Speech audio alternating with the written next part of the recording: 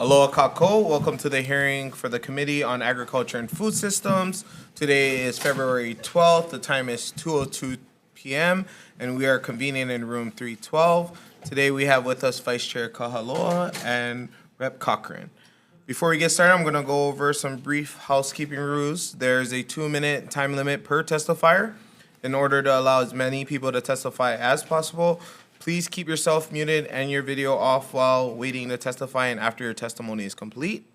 The Zoom chat function will allow you to chat with technical staff only. If you're disconnected unexpectedly, you may attempt to rejoin the meeting. If disconnected while presenting testimony, you may be allowed to continue if time permits. Please note the House is not responsible for any bad internet connection on the testifier's end. In the event of catastrophic network failure, it may be necessary to reschedule the hearing or schedule a meeting for decision making. In that case, an appropriate notice will be posted. Lastly, please refrain from profanity or uncivil behavior. Such behavior may be grounds for removal from hearing without the ability to rejoin. We're going to start off with our first agenda item, HB 1989, relating to raw milk. First testifier we have is Department of Health.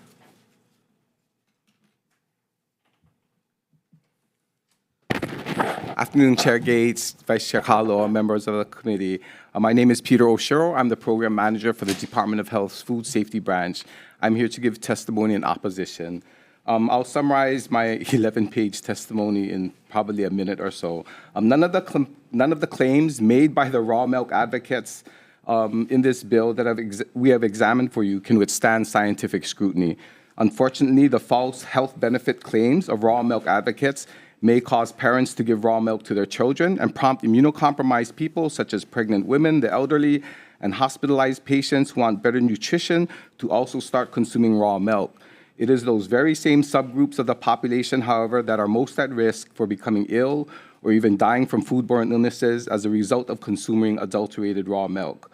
The only method proven to be reliable in reducing the level of human pathogens in milk and milk products is by those milk products being produced and processed under sanitary conditions and subsequently being properly pasteurized. Keep in mind that pasteurization was an amazing invention designed to decrease infant mortality in the United States. Thank you very much. Thank you. Next testifier we have is Department of Agriculture. In opposition, next testifier we have is Hawai'i Farm Bureau. Oh, we have somebody? Go ahead. Please state your name for the record. Hey, good afternoon, Chair Gates, Vice Chair Kahaloa, and members of the committee. My name is Keith Otsuka, and I'm the Acting Manager of the Commodities Branch. I'm here to speak on behalf of the Department of Agriculture. We stand on our written testimony in opposition to House Bill 1989, and I'll be available for questions if there are any. Thank you. Next testifier we have is Hawai'i Farm Bureau. Good afternoon, Chair, Vice Chair, Representative Cochran. Brian Miyamoto here on behalf of the Hawai'i Farm Bureau. We respectfully oppose this measure. Thank you for the opportunity to provide testimony. Thank you. Next testifier we have is Esther Ackfield. Via Zoom. Okay.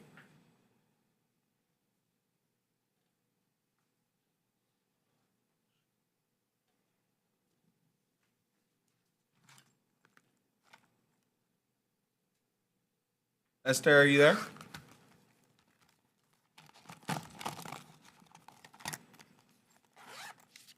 Okay, we're gonna move on. Oh, there you go, Esther. Please make your testimony.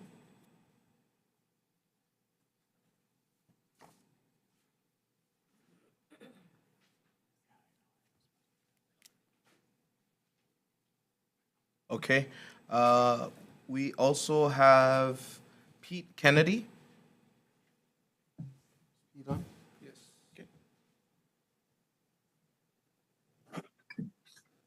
Okay.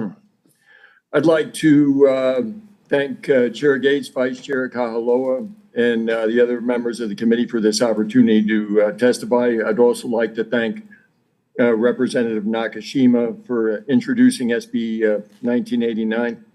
My name is Pete Kennedy. I'm an attorney with the Weston Price Foundation, which is a membership nonprofit has members in all 50 states, including Hawaii, and is leading raw milk advocacy organization in the U.S. I've worked on raw milk issues for about 20 years now, and have also drafted legislation at the state level, including Hawaii.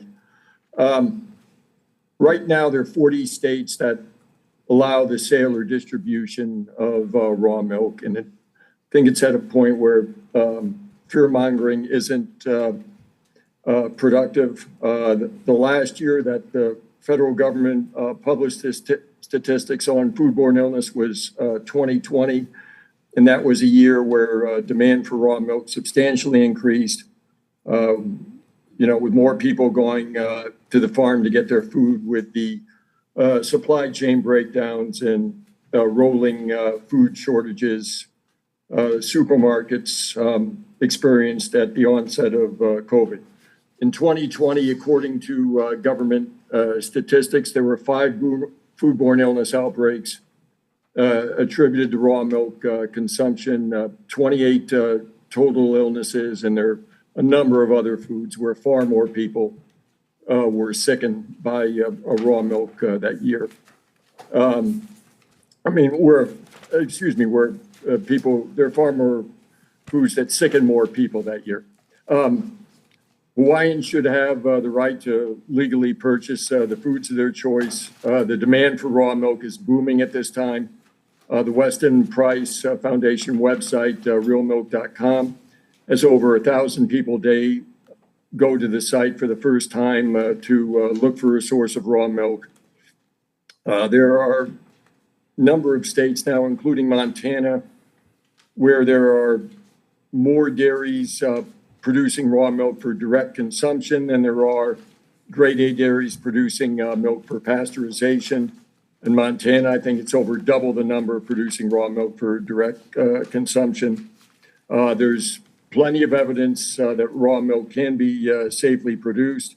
The bill limits the number of dairy animals producing milk on a farm to 10. So please support consumer freedom of choice and improve the lot of small farms by voting yes for this bill. And thank you for your time, and I'll welcome any questions. Thank you. Next testifier we have is Peg Coleman. Hello. Thank you for the opportunity to give testimony. I am Peg Coleman. I'm a medical microbiologist, and I provide scientific support on microbial risk. I am a fellow of the Society for Risk Analysis, and I also was elected to the Council for the Society for Risk Analysis 2022 to 2024.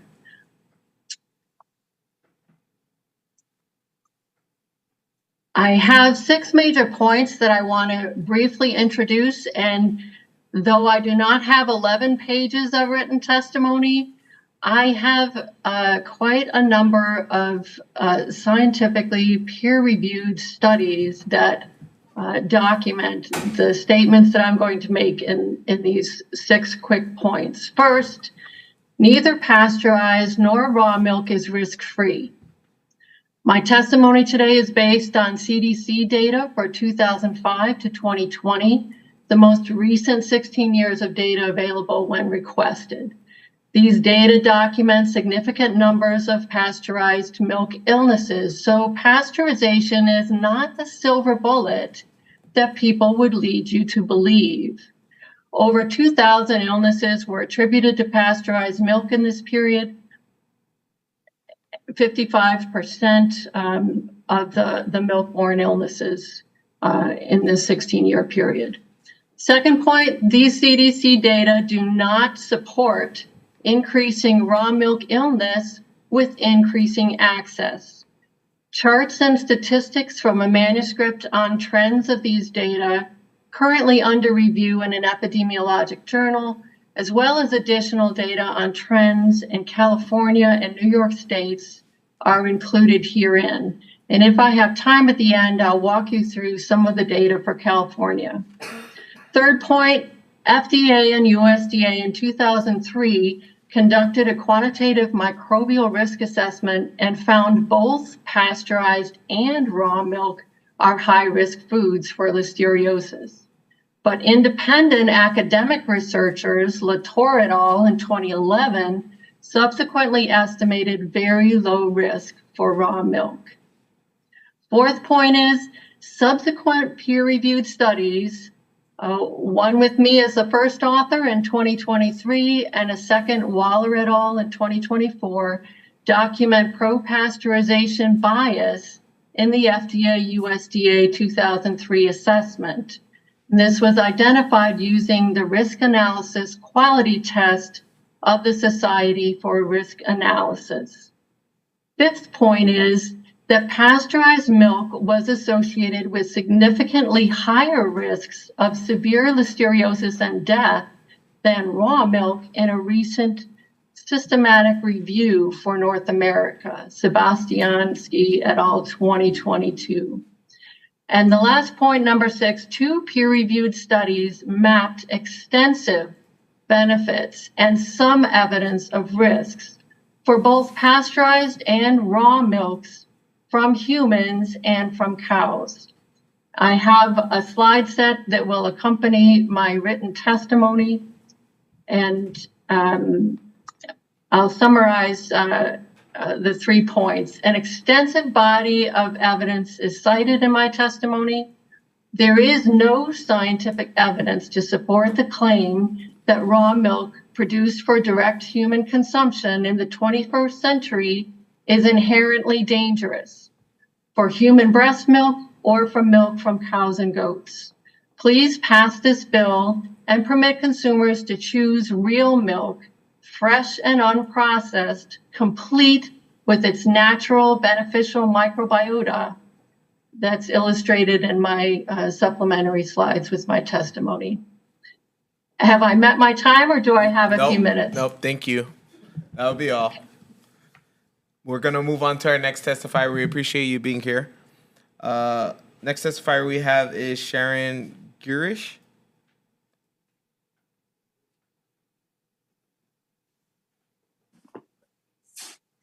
Yep, hello. Thank you for letting me have this opportunity to support HB 1989. My name is Sharon Gish, and I graduated from Wailua High and Intermediate in 1973, a year in which our state's headlines were food sustainability and how to get there. In those days, we produced 100% of our milk and almost all of our beef. Today, there might still be a dairy hanging on in Kohala, but I know the owner wants to retire.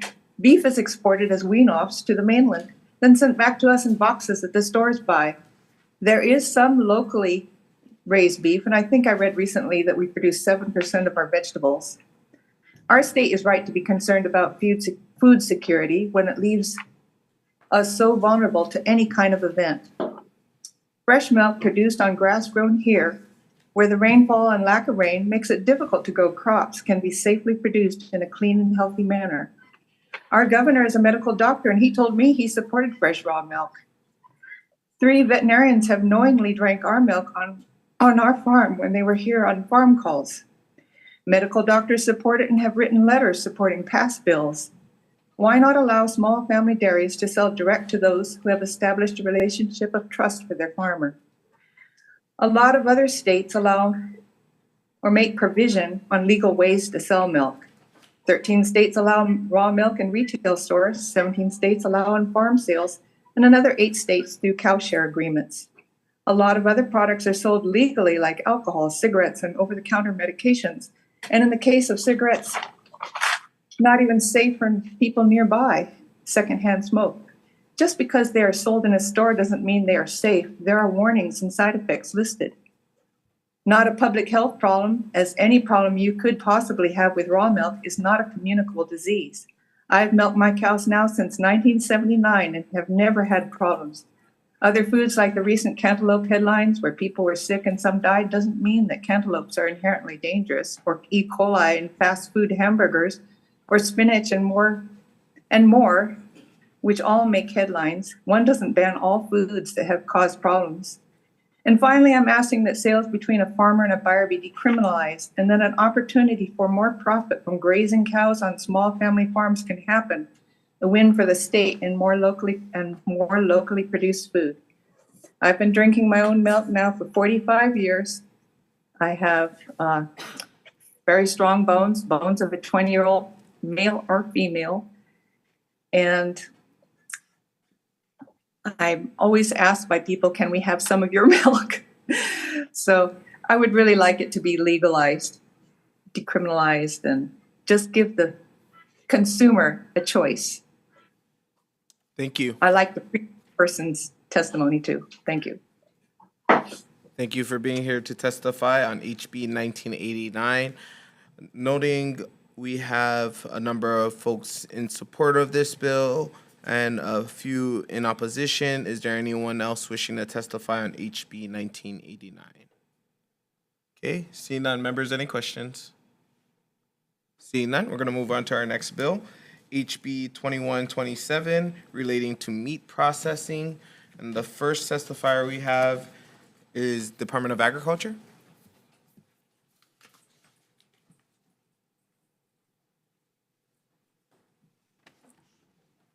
Good afternoon, Chair Gates, Vice Chair Kahaloa, members of the committee. My name is Greg Takashima. I'm the Pesticides Program Manager here on behalf of Deputy Dexter Kishida and the Department of Agriculture.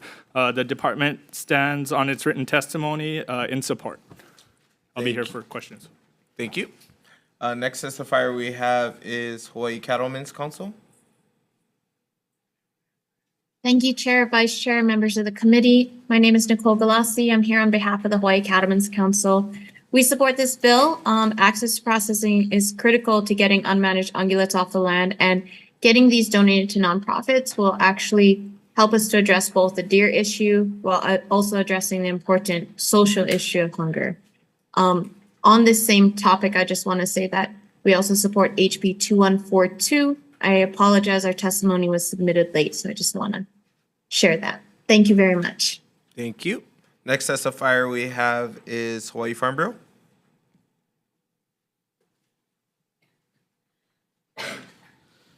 Thank you, Chair, members of the committee. Brian Miyamoto here on behalf of the Hawai'i Farm Bureau. You have our written testimony in support. This is just part of a comprehensive plan to address axis deer and other wild game like feral pigs, but also provide those proteins for those most in need. Thank you for hearing the measure. Thank you for the opportunity to testify. Thank you. That was our last testifier indicating they'd be present. Is there anyone else wishing to testify on HB 2127?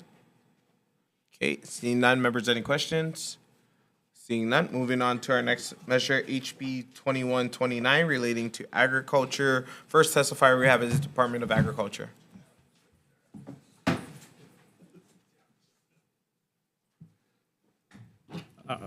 The department stands on its written testimony in support.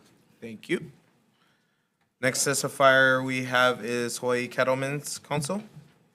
The Hawai'i Cattlemen's Council stands on our testimony in support. Thank you, Chair. Thank you. Next testifier we have is Hawai'i Farm Bureau. Thank you, Chair, members of the committee. Brian Miyamoto here on behalf of the Hawai'i Farm Bureau. Our testimony says we provide comments. We absolutely support the Farm to State program. Our concern is in the definition of single ingredient product. It appears it's an or. So what that means is a product that is permanently made up of one main ingredient, even the product undergoes value-added processes and is 100% grown or raised or manufactured or produced in a state.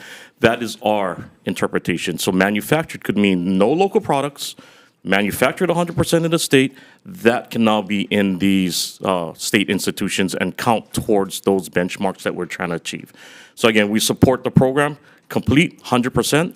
We're just a little concerned with the definition as defined in this bill. Thank you for the opportunity to testify. Thank you. Noting that was our last testifier indicating they'd be present. Is there anyone wishing to testify on HB 2129? Okay, seeing none, members, any questions? Vice Chair. Question for Brian, Farm Bureau. Or someone else? And is there any other language that could strengthen the interpretation to kind of get those ores out of the way? Thank you, Vice Chair. Thank you for the question. Brian Miyamoto, Farm Bureau. As we read the bill, we're not even sure if this is necessary. We think the language in the law is sufficient as it is. Again, that's our interpretation. We really didn't look at redefining the amendment that's being proposed in the state law, but we're not sure if any change is actually needed. But if there is, we would gladly work with the committee to propose some language. Thank you for clarifying. Thank you. Okay, noting any other questions?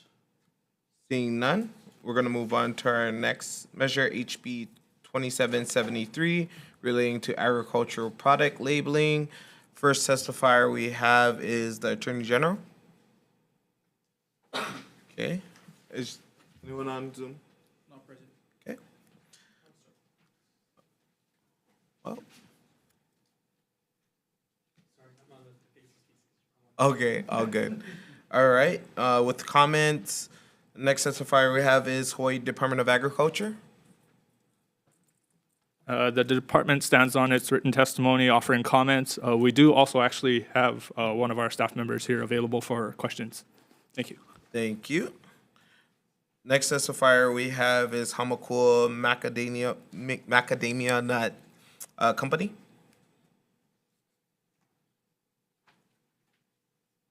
On Zoom? No? Okay. In support, we have the Hawaii Department of Agriculture. No? Okay. Comments?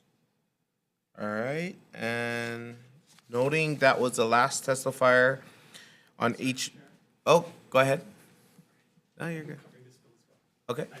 Please state your name for the record. All good. Deputy Attorney General Brian Yee, on behalf of the Attorney General's Office, we submitted our written testimony regarding a preemption issue as well as proposed changes, as well as to inform you of the potential Dormant Commerce Clause issue and to suggest that it might be better to be clear that the term Hawaii or Hawaiian should indicate the region it's coming from, not just the fact that there's a name in it.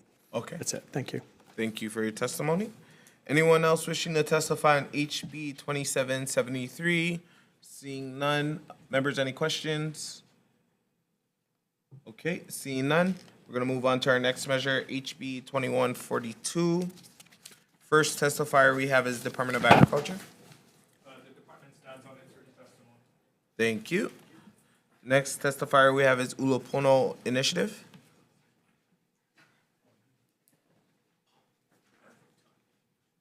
Good afternoon, Chair Gates, Vice Chair Kaloa, members of the committee. Micah Munikata here on behalf of the Ulupono Initiative. We stand in our testimony in support of this measure, looking for different tools to help out our local livestock industry to be more viable and really support our food security needs is something great that we should be looking into. Thank you very much, Chair. Thank you for your testimony. Next testifier we have is Hawaii Farm Bureau. Thank you, Chair. The Hawaii Farm Bureau stand on its written testimony in support. Thank you. That was the last organization or individual noting they would be present to testify on HB 2142. Is there anyone else wishing to testify on HB 2142? Okay, seeing none. Members, any questions? Seeing none. Moving along to our next measure. HB 2142 relating to agriculture. First testifier we have is Department of Agriculture. The department stands on its written testimony. Thank you. Next testifier we have is, I think 2337. I apologize. We knew what you meant. We're with you. Yes, okay. All right. Yes, it is midday, so I need more coffee. Okay, we're gonna move on to our next measure, HB 2337, relating to pesticides. And the first testifier we have is Department of Agriculture. The department stands on its written testimony in support. Thank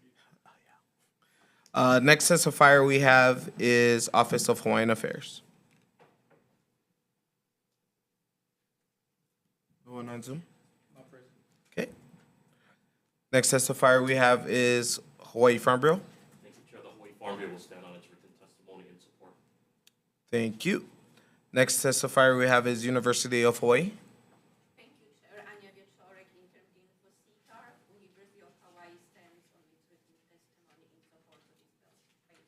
Thank you.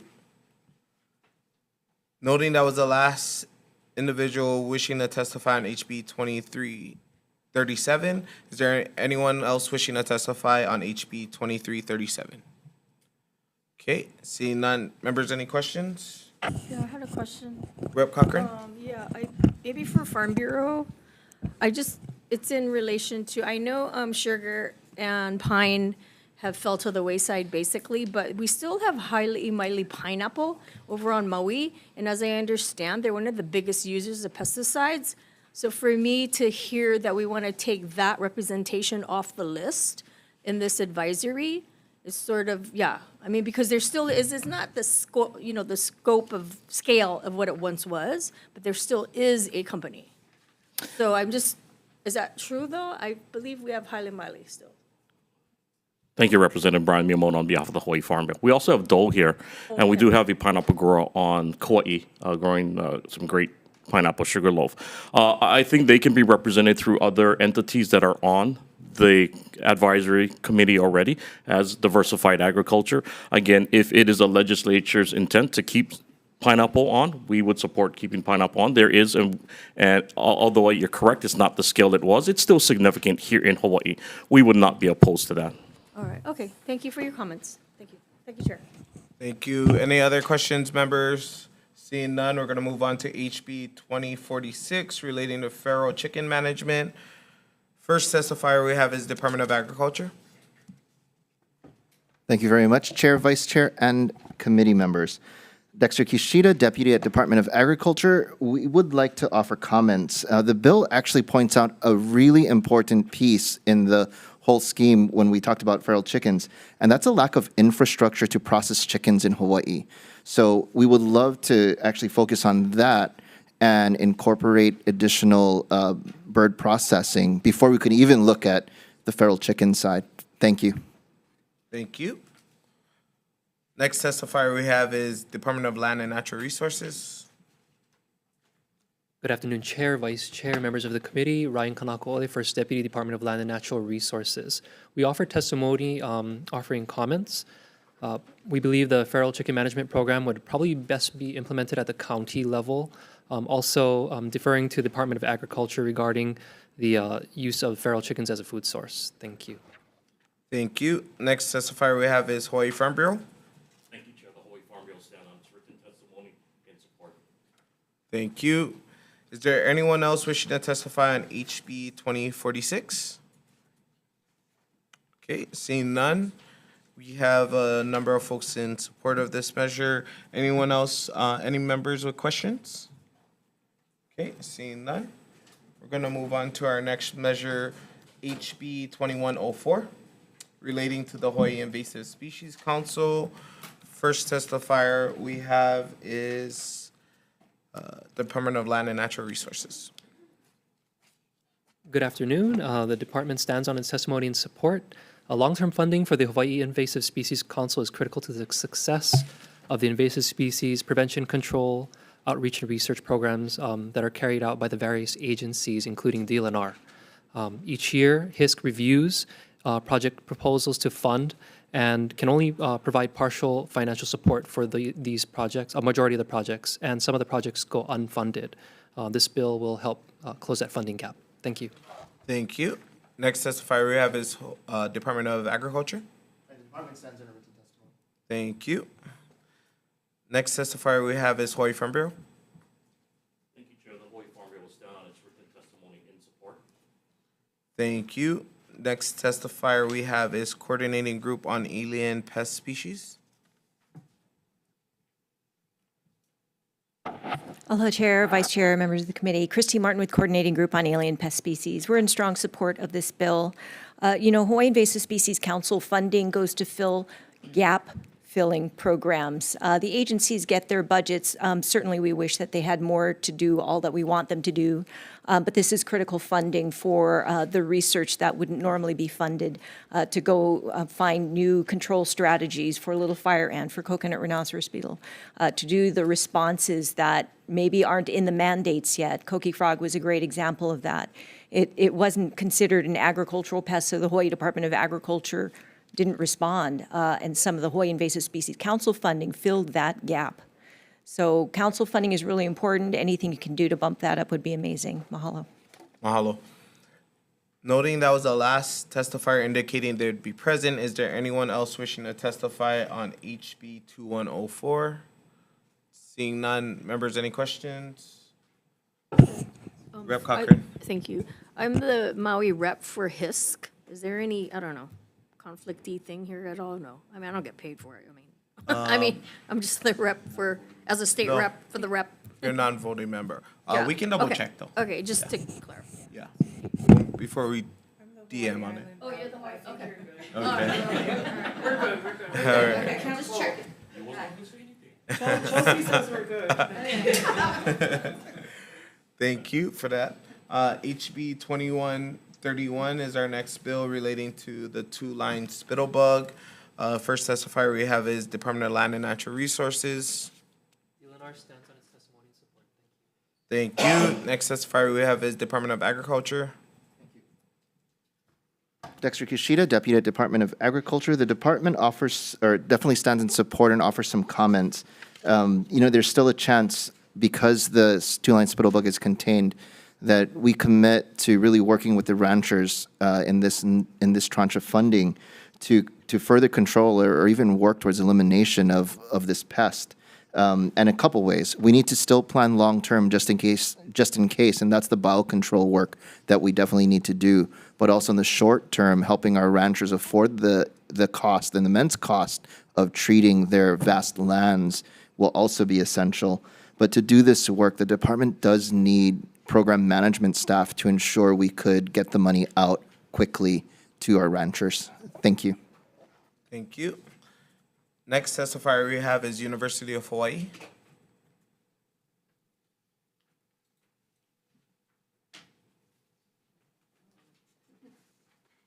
Aloha Chair, Vice Chair, and rest of the committee. Ania Wieczorek, Interim Dean for CETAR. University of Hawaii stands on its written testimony in support of that bill. And as we just heard from the Department of Agriculture, we actually are able to keep these, to keep these insects in the area that it is right now. So let's control it, let's manage it now, and not wait any longer, so we don't end up with the same situation that we have with other pests. And for that reason, we're supporting this measure. Thank you. Thank you. Next testifier we have is Ulupono Initiative. Thank you. Next testifier we have is Hawaii Cattlemen's Council. Thank you, Chair. Nicole Galassi on behalf of the Hawaii Cattlemen's Council. Like you heard from the Department of Agriculture, this pest is currently contained in South Kona, but I don't think that should be a reason to take our foot off the gas. We should really be taking that as a sign that, hey, it's contained. This is something that when we put funding into it, it's really going to make an impact. We don't want it to get to a point where it's an invasive species that we can't control. We are at a point where we can still control it, and I very much advocate for funds going directly to ranchers because they are the reason it's not spreading at this point. They are putting the time and effort and money into controlling it right now. We weren't able to get funds from the legislature last year, but we hope we can get the support this year to really make a difference. Thank you so much. Thank you for your testimony. Moving on to our next testifier, Hawaii Farm Bureau. Thank you, Chairs, member of the committee, Brian Miyamoto here on behalf of the Hawaii Farm Bureau. I was just going to stand on our written testimony and support. We obviously support this, but I think what you've heard from some of the testifiers is quite possibly a positive that we see addressing invasive species, managing, controlling, and possibly eradicating.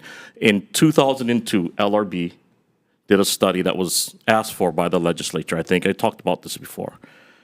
The study on invasive species, LRB's report said that we need $50 million a year to address invasive species. 2002.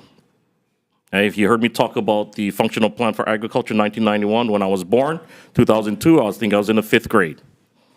I'm just joking. $50 million in 2022. I can do that math. I mean, in 2002, 22 years ago.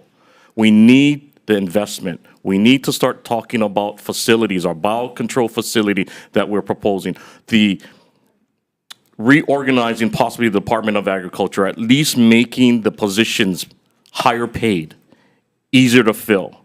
If we don't address invasive species, that $50 million price tag, which is a lot higher today, is going to be a lot higher a year from now, 5 years from now, 10 years from now. The biosecurity program, part of it is defending our borders. If we are just spinning our wheels trying to control what we have now and not focus on prevention of those new pests coming in, we're not going to get anywhere. We're not going to have agriculture. Let's be clear. All of the invasive species bills are great. Okay? Our position is the Department of Agriculture is the tip of the spear. Let's properly fund the Department of Agriculture and all their partners like CGAPs, like the Hawaii Ant Lab, okay? Like the Hawaii Invasive Species Council, like the Invasive Species Committees. We need to properly fund to address invasive species, or we're not going to have ag the way that we all want to see agriculture. Farm to school representative, how do we meet those goals? How do we meet the farm to state goals that we talked about earlier in this hearing? How do we help the Hawaii Food Bank with the farm to food bank programs? How do we double food production if we're spending all our resources and all our time as farmers and ranchers addressing these pests, or spending a lot of time? We need to properly fund and resource the Department of Agriculture and the other partners that are addressing invasive species. We need to do it right, or we're not going to get anywhere. $50 million 22 years ago. Okay? I don't know what that price tag is today, but if it was $50 million back then, it's way over $50 million today. Thank you for the opportunity to testify. Thank you for your testimony. Moving on to our next testifier, coordinating group on alien pest species. Aloha, Chair, Vice Chair, members of the committee. Christy Martin, Coordinating Group on Alien Pest Species. And Brian just made me feel really old, but so that Filling the Gap study, which is what it was called, it was an LRB study. We helped put together that number, and we did it was a little bit of a back in the napkin exercise to look at the species across the different taxa. And we worked in different groups with different agencies to figure out, okay, what is the capacity we might need to be able to address mosquitoes? What do we need to address things like Myconi? What would we need to be able to address pests? And that was the number we came out with then. It was the best we could do, and it's certainly higher now. And I definitely want to recognize that the Department of Agriculture is the best chance we have right now at preventing new things from coming in, and with the regulatory tools that we need to be able to address the things we have. And some of that certainly I think should probably go to the best on-the-ground managers we have out there, and those are CTAR, the extension agents, those are the cattlemen. So support, our support is there. We hope you support this as well. We hope we can get the funding to move through, and we hope to see good things. We love to use the word eradication. I would love to see an eradication. Mahalo. Thank you. Okay, noting that was the last testifier indicating they would be present to testify on HB 2131. Anyone else wishing to testify? Okay, seeing none. Members, any questions? Okay, seeing none, we're going to move on to our next measure, HB 2132, relating to invasive species. First testifier we have is Department of Land and Natural Resources. Good afternoon. The Department of Land and Natural Resources stands on our testimony in support.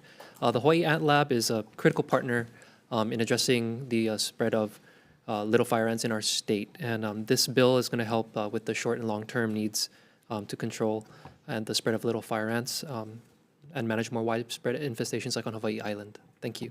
Thank you. Next testifier is Department of Agriculture. We stand in our original comments. Thank you. Next testifier we have is Hawaii Farm Bureau. Thank you, Chair. Brian Miyamoto here on behalf of the Hawaii Farm Bureau. I'm going to give the same testimony as I gave at the previous bill. We need the investment. I was able to go out on Saturday with CGAPs, with the Hawaii Invasive Species Committee on the windward side in Kaneohe to do some surveying or some education and pass out some kits for little fire ant. My experience was majority of those that my group stopped at were unaware. So we do need funding, not just for control and eradication, but for the education.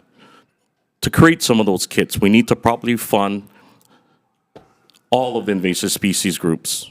But this particular, the Ant Lab provide them the funding so that it can do this not just for an area on the windward side, but an entire state if necessary.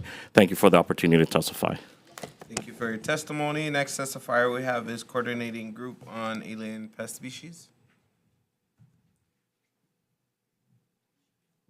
Aloha, Chair, Vice Chair, members of the committee. Christy Martin, Coordinating Group on Alien Pest Species. We're in strong support of HB 2132.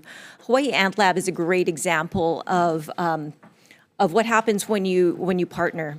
This Hawaii Ant Lab was actually created by a partnership between Hawaii Department of Agriculture and University of Hawaii because the Department of Ag didn't realize that they didn't have in-house expertise on ants, and particularly little fire ants. We didn't have the tools or techniques to be able to treat and even control large populations of ants because these exist in trees. We already had pesticides registered for just scattering on the ground, but when your infestations are in the trees, that's when you need to bring in new tools. So the creation of Hawaii Ant Lab was this gap-filling measure. It continues today to develop new treatments and control methodologies to be able to address this ant. So far, the ant is pretty sneaky, but they have been able to develop systems to be able to eradicate ants across large areas. And I know my colleague Darcy Oishi somewhere is off cringing because he hates the word eradication. But when you have a local infestation surrounded by large tracts of areas that don't have these ants, and when you're able to use the tools developed by Hawaii Ant Lab to get rid of it, I don't know what else to call it, so maybe we have to invent a new word, but they've been able to develop tools and techniques for localized eradication. Thanks. Thank you for your testimony. Next testifier we have is Hawaii Pest Control Association. Zoom? Okay. In support, noting that was the last testifier indicating that they would be present, is there anyone else wishing to testify on HB 2132? Okay, seeing none, members, any questions? Seeing none, we're gonna... Chair. Oh, go ahead, report. This is the right wing over here, right? Quoting from the... Oh, pun intended. Pun intended. For the Department of Agriculture, where are we? I'm glad I came on. This is my favorite bill, by the way. The generic question is, are the ants beating us? Are they smarter than us? Because the way I see what we've got here, we're kind of reacting rather than actively. It's kind of like when the firemen say the fire's extinguished and then it starts up again. Is this enough money to do what this body, I believe, wants to do, and that is get rid of these guys, and we're not going to be talking about it year after year after year after year? And if so, have you got a timeline? That was a lot of questions. Make sure I answer them all. Are they smarter than us? Because the ants may be smarter than me then, if they can remember all of these questions. The first one, are they smarter than us? Absolutely not, but they are more plentiful than us. And they produce a heck of a lot faster than some of the controls that we can develop. But I must say, Hawaii Ant Lab has created an amazing treatment program. The problem is you don't necessarily see the immediate effect because we're working for long-term killing the colony, not just the worker that's outside. So there is some perception issues in the treatment program. But why have we even waited till the colony actually is already formed? Part of it is because they're tiny. We don't see them.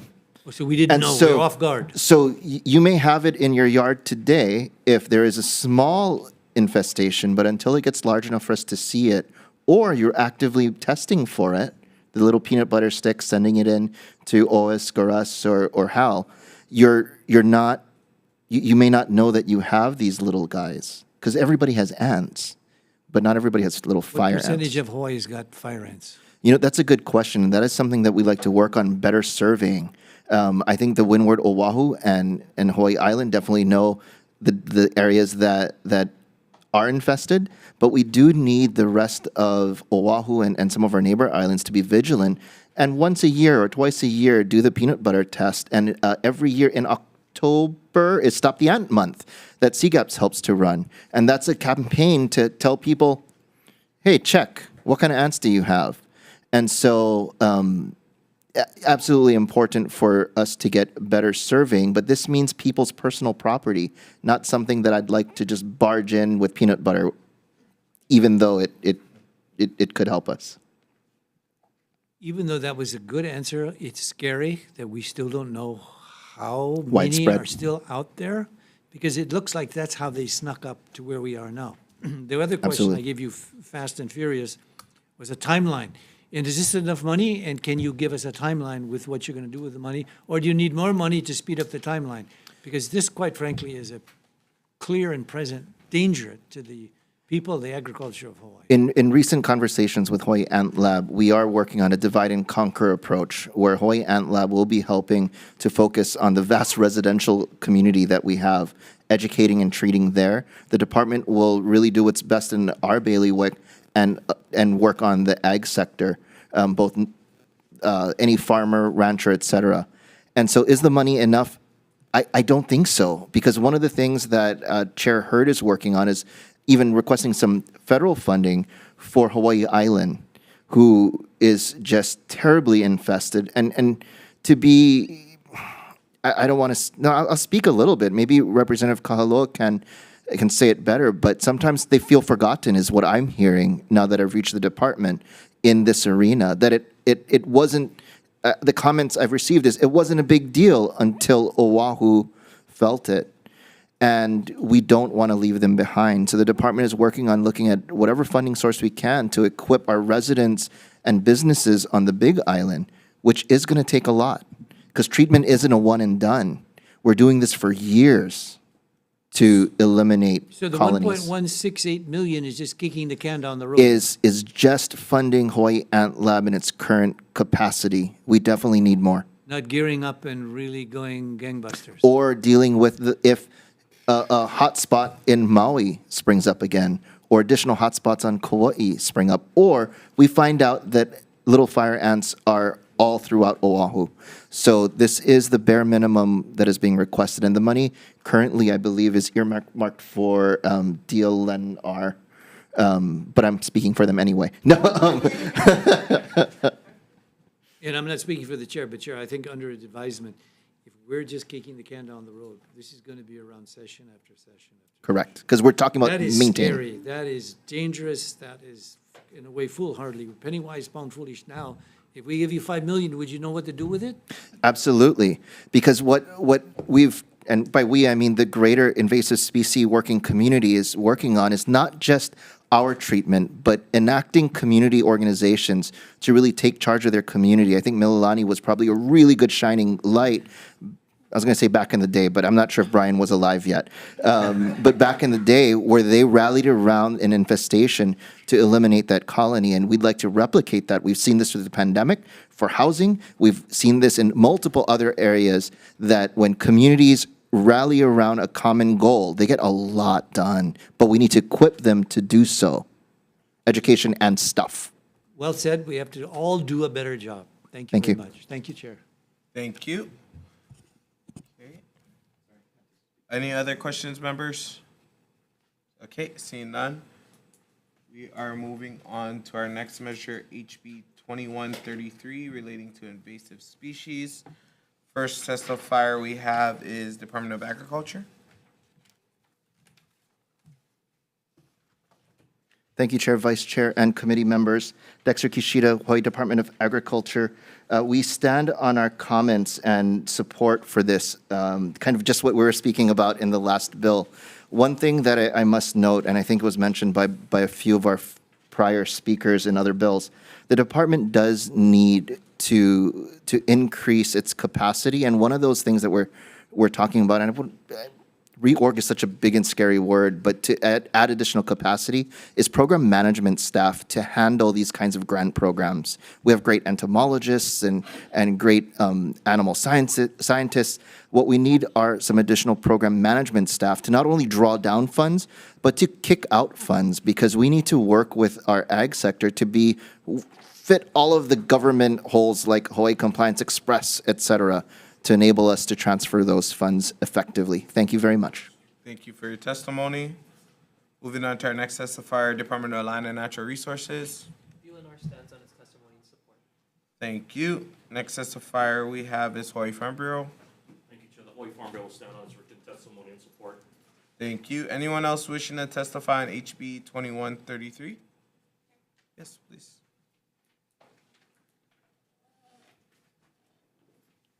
Aloha Chair, Vice Chair, members of the committee, Christy Martin, Coordinating Group on Alien Pest Species. We did submit testimony. Perhaps it didn't make it. Perhaps it was late. I will submit this in written format because we do have a comment in particular. This bill attempts to modify and add language to 150A-14 of the Hawaii Revised Statutes. We're recommending actually some language in there specifically because there's no definition in that section currently for invasive species or invasive plants. And so our recommendation would be language that says any person who knowingly sells a plant designated by the department as a restricted plant or a noxious weed, or a plant that is infested or infected with a pest shall be fined. And same language as what you have. So, so thank you for your consideration, and I'm happy to just hand off this piece of paper. Okay, yes. Mahalo. Who's our, right here. You can give it to Vice Chair. Okay, anyone else wishing to testify on HB 2133? I just testified in the wrong thing. Oh, you, oh, okay. I'm so sorry. Oh, that's so bad. Pretty close, though. It's close. Oh, yeah, you're one bill too quick. Yeah. Yeah, you're one ahead. Well, we could have kept that for the next testifier. Yeah, don't worry. No stress, don't stress. Okay, anyone else wishing to testify on HB 2133? Seeing none, members, any questions? Sure. Rep. Cocker. I think, Dexter, you said you're speaking on behalf of DLNR? No, that's Oh, are you just joking? Only the last one. Okay, wait, sorry. Chelsea's here. Actually, this is just because this is about, okay.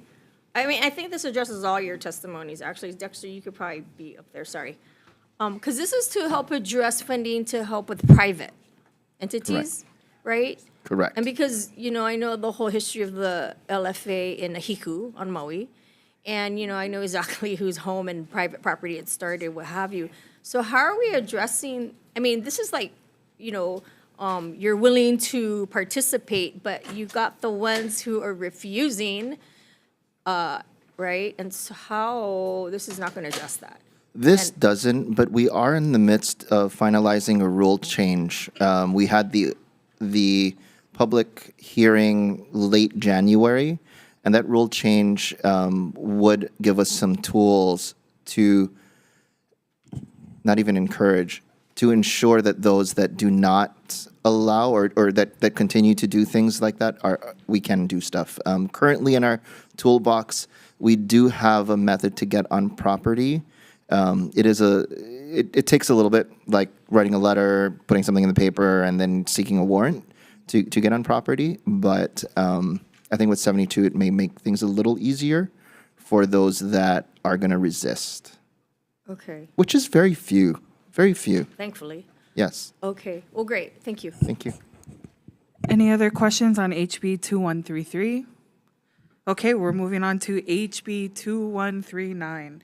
That's the placard. And we will start with DLNR. Aloha, Vice Chair, members of the committee, Chelsea Arnott on behalf of the Department of Land and Natural Resources. We offer testimony in support of this bill, but recognize the comments and concerns of the Department of Agriculture with this bill, and know that there's a companion side to this bill, and just supporting mechanisms to regulate high-risk pathways. Mahalo for the opportunity. Thank you. Next is Hawaii Department of Agriculture. Thank you, Dexter Kishida, Deputy at Hawaii Department of Agriculture. Get ready for the gasp. The department respectfully opposes this measure. Right. But we do recognize the immediate threat that invasive species pose on all of us. The opposition really comes to the need that if this program were to be enacted, there really needs to be funding of positions and bodies to go along with it, because a placard system in itself could harm the industry if we cannot act fast enough. So if we make this similar to the Department of Health, they're there that day, the next day, or as soon as the business can rectify the situation. Bugs are a little bit different, or even pathogens may be a little different and can't be cleaned up quite as quick. But we do want to make sure our team is there to both help treat as well as clear any business. Thank you. Thank you. Next, we have Hawaii Farm Bureau. Thank you, Chair, Vice Chair, members of the committee, Brian Miyamoto, on behalf of the Hawaii Farm Bureau. We are providing comments. We have concerns. You heard what the deputy said. I guess this program is supposed to be similar to the restaurant placard with Department of Health. My understanding is in order to have a restaurant, you need to register, you need to get a permit. Do we have the resource? Are we suggesting that all of our ag producers now register with the Department of Agriculture and then are subject to inspections, or I guess on complaints? So annual inspections is in the bill. What happens if you don't have the invasive species, or you treat so that your yellow or red comes green, but your neighbor doesn't, and then those pests come to back onto your farm or your ranch? You know, I just saw, I think, a red placard in the Department of Health, one of the restaurants, but it was temperature control. That's solely the responsibility of that particular business. Our farmers may not have that control. And again, if it's just going after the farmers, what about other lands, public lands, private lands that aren't agriculture? How does that work? So again, we understand the concept, and we understand the need to address invasive species, as you heard us say, many of us say today over and over again. Properly resource the Department of Agriculture. Let's protect our borders. Let's prevent the numerous amounts of pests from coming in if we can. I mean, it's a Herculean task. How do we inspect every container, every ocean container, every airlines, every passenger, millions of parcels with UPS, FedEx, USPS? Nearly impossible, but we need to do a better job so that we're not addressing all of these invasive species, spending so much resources. Again, we hope that in years from now, we're not coming before this body to ask for all this money for invasive species, because you guys are already giving it, and we don't have the laundry list of invasive species that we seem to come every year to ask you folks for help with. Again, we're providing comments. It's a very difficult task and ask, and if the legislature so chooses to do this, you need to fund the Department of Agriculture. You have to give them the resources, the personnel in order to manage this program. Thank you for the opportunity to testify.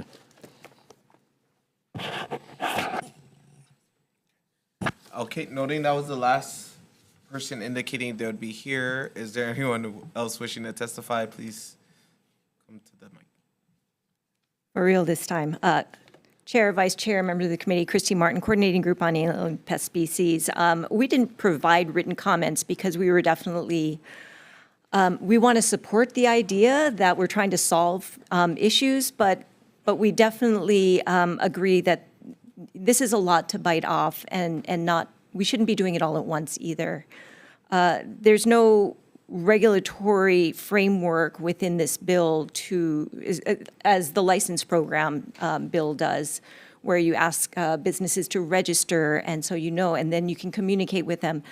This is missing a lot of that. Also, some of the other placard program and nursery license, it really focuses on narrowly on extremely high-risk pathways. Food production has other pathways that reduce the pests that come off of it and get spread around. There's a lot of FSMA, Food Safety Modernization Act, and other requirements that they have to meet that reduce the chances of pest spreading in those products.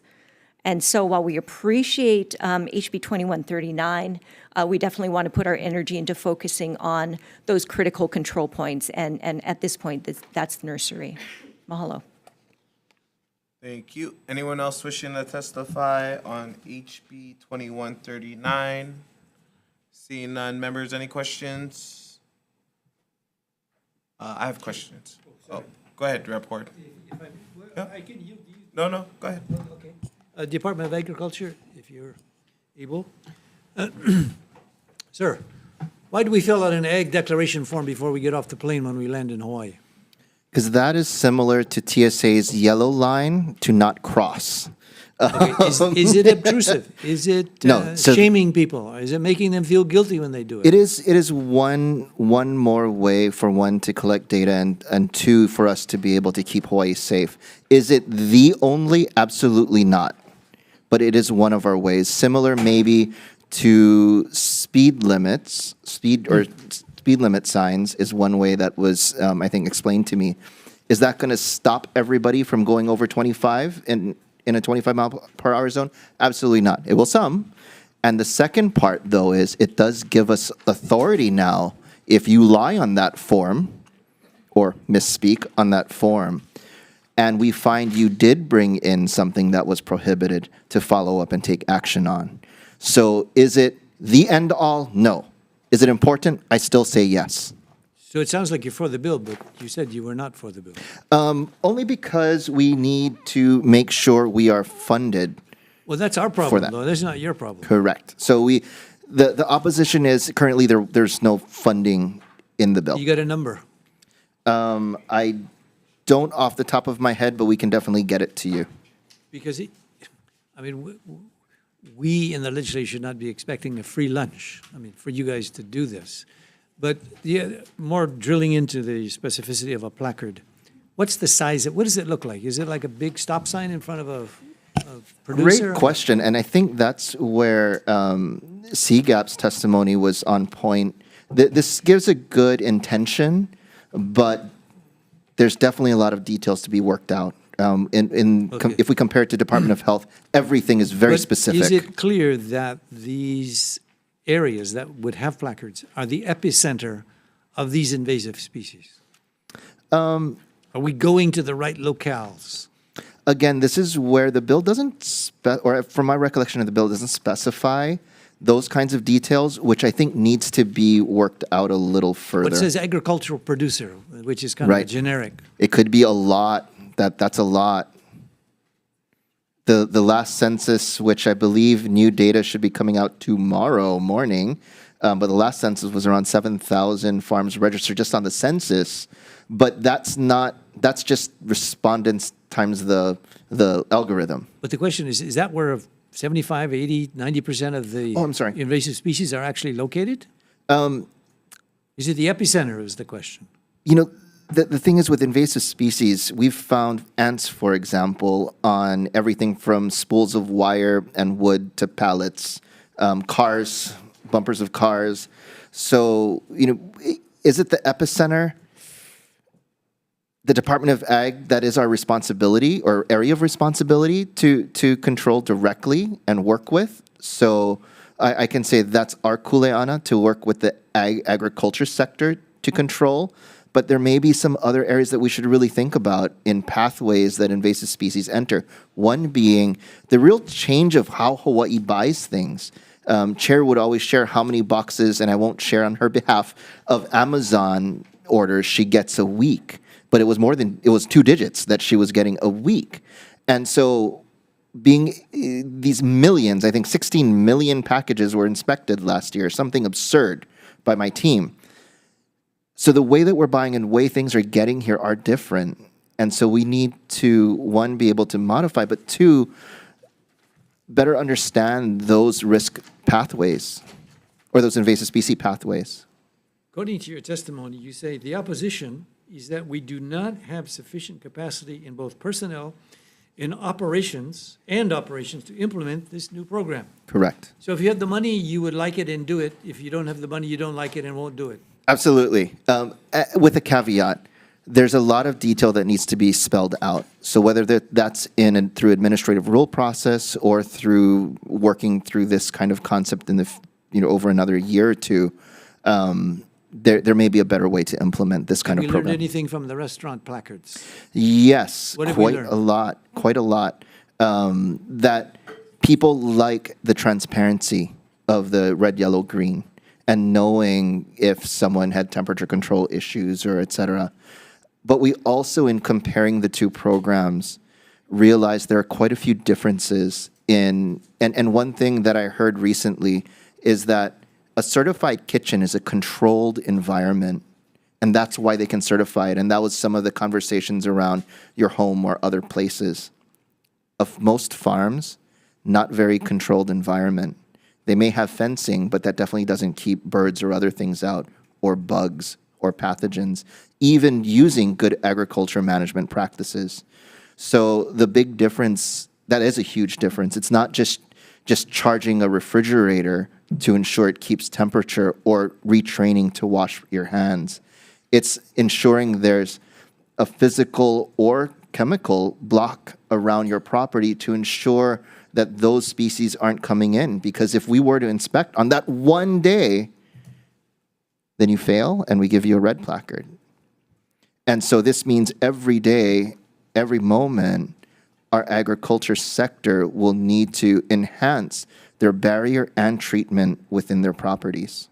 But isn't it better to put up the stoplight, the traffic light before somebody gets killed, and then that's how we act? It sounds like this is where we're waiting for it to get worse. We're waiting for the coqui frogs to come onto Hilo before we're going to say, hey, my God, we ought to get rid of the coqui frogs. I think that there's two comments I'd like to say. And one is, this is why keeping our ports secure through our inspectors are absolutely essential. And we cannot sacrifice that to go inland to do an inspection program. That's why my comment the comment in opposition, because currently my staff cannot be sacrificed because they need to inspect those millions of pieces of cargo coming in, especially the high-risk pathways. The second comment I have is, through the process, and yes, transparency is absolutely key, shutting down agriculture is not the answer either. And if we close these businesses who are on razor-thin margins today for a week or destroying one yield's crop, could mean we're shutting them down for life. And that is not our goal in the Department of Agriculture. So we need to be equipped. Go ahead, If you believe that. I'm sorry, time up. No. No. So whose responsibility is it to make sure that these pests don't take over? And if they do, who do we blame? I'd like to say that we are in this together, Representative. But it is But you the haven't given me a department. funding figure. You say all you need is the funding, but you've not given us. It is the Department of Ag's direct responsibility and statute for much of this work. It is also in statute to work with other partners like Hawai'i Ant Lab, et cetera, to control invasive species. But as I think Brian Miyamoto mentioned, we do view ourselves as that point to ensure we keep Hawaii safe. And that's why we have some of our plant industry administrator who's come back with some very important tools to implement to ensure those ports get beefed up to control anything coming in, because we've got to stop that inflow. And then the second part, developing the programming inland. There is a figure that we can get you. It's just escaping me at the moment. I'll see if my team can get it before this session, before this hearing is done. That we've been working on in ensuring the different programming that has been introduced is able to be done. Thank you for your testimony. Thank you. Thank you, Chair. Thank you. I have some questions for DOA if no members have any other questions. Okay. So currently, what's the process for nurseries or agriculture businesses that are selling infested products? Currently, if we find out about it, then our inspector team does go to survey to ensure that it is a reputable complaint. If so, we'll then help the agriculture or the business to mitigate that issue, whether it be through chemical control, physical control, or whatever it'll take to do that. In that process, the recommendation to the business is to hold off on moving any product and until it is solved. And then we'll work with them, as we have recently on the Windward side, multiple times, to ensure that product is clean and they don't have an active infestation on product that is going out. And say you go through that process, they don't want to comply, what do you folks do to get them to comply? Then we do use, there is in chapter 150, I believe, in HRS, the ability to gain a warrant to then enter. So that is our last resort. And as mentioned, very few times in the history of our department have we had to go through that extreme, because most businesses want to do good and they want to help Hawaii. But in the case that someone is not, then we'll go through the court system, get a warrant, and enter the property. And how long does that process take? I haven't experienced it yet, but I have been told that we do get priority to get the warrant process going. The reason I was asking those questions is because we want to give the department more tools to address persistent issues like this of invasive species being sold throughout our communities, and to have the ability to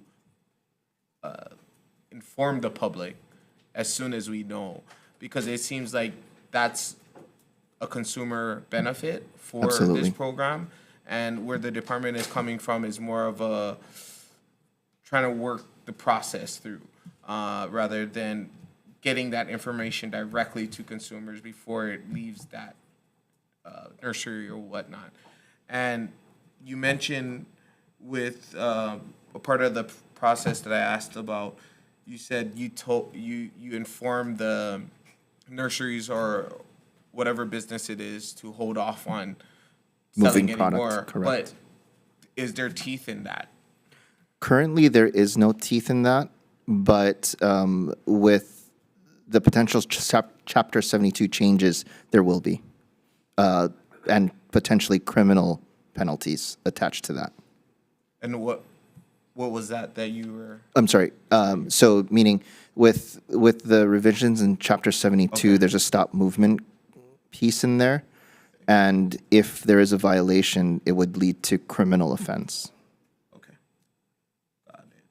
Which has its own challenges, but pretty steep penalty for not following.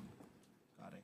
And so if we move forward with this placard system, in terms of registration for businesses to be a part of the placard system, you guys, I'm guessing, have the information already to make that determination. Is that correct? Not always. There, I think, is estimated. Actually, I think it's around 600 nurseries or people that or companies that would fit into this. We would need them to then come to us to register or to be registered. It's not like we currently have a licensing program or a placard or registration program, except for about 100 or so folks part of an agreement with California. So a very small percentage. Okay. I think the intent of this measure is to be a little bit more proactive in our approach to stopping the spread of invasive species. And I think that if we were to move this forward in terms of implementation, department can easily make rules to administer this program. Is that correct? I'll have to defer to my plant industry folks on exactly where in the rules it would fit in, but I'm sure that we could work something out. I'm not sure if Jonathan, you'd like to come up and speak to this. Is there a place in PQ's rules that we could do this as a rule making versus statute?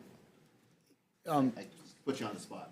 Yeah, so Jonathan Ho, I'm the acting plant quarantine branch manager. So the way that I understand this bill is that there would be a brand new set of rules that would be implemented to effectuate the what the bill is seeking to do, which is a placarding program. It's quite vague, I guess, per se, with regards to the number of, I guess, affected agricultural producers. And I think going back to what Deputy Kishida said about the number of affected folks. So that number is actually referenced to potted plants, according to a 2020 survey from USDA. So we're estimating there's about 600 or so. That's good. Again, those are only the folks that have registered. And we did some calculations based off of the Certified Nursery Program and the number of staff per island. And it came out to be about 70 people that you would need to do this on a biannual basis, which is basically basing on the inspections that we do now. So it's the department, the branch right now is like 91 fully staffed. So you're like doubling plant quarantine potentially to do this. I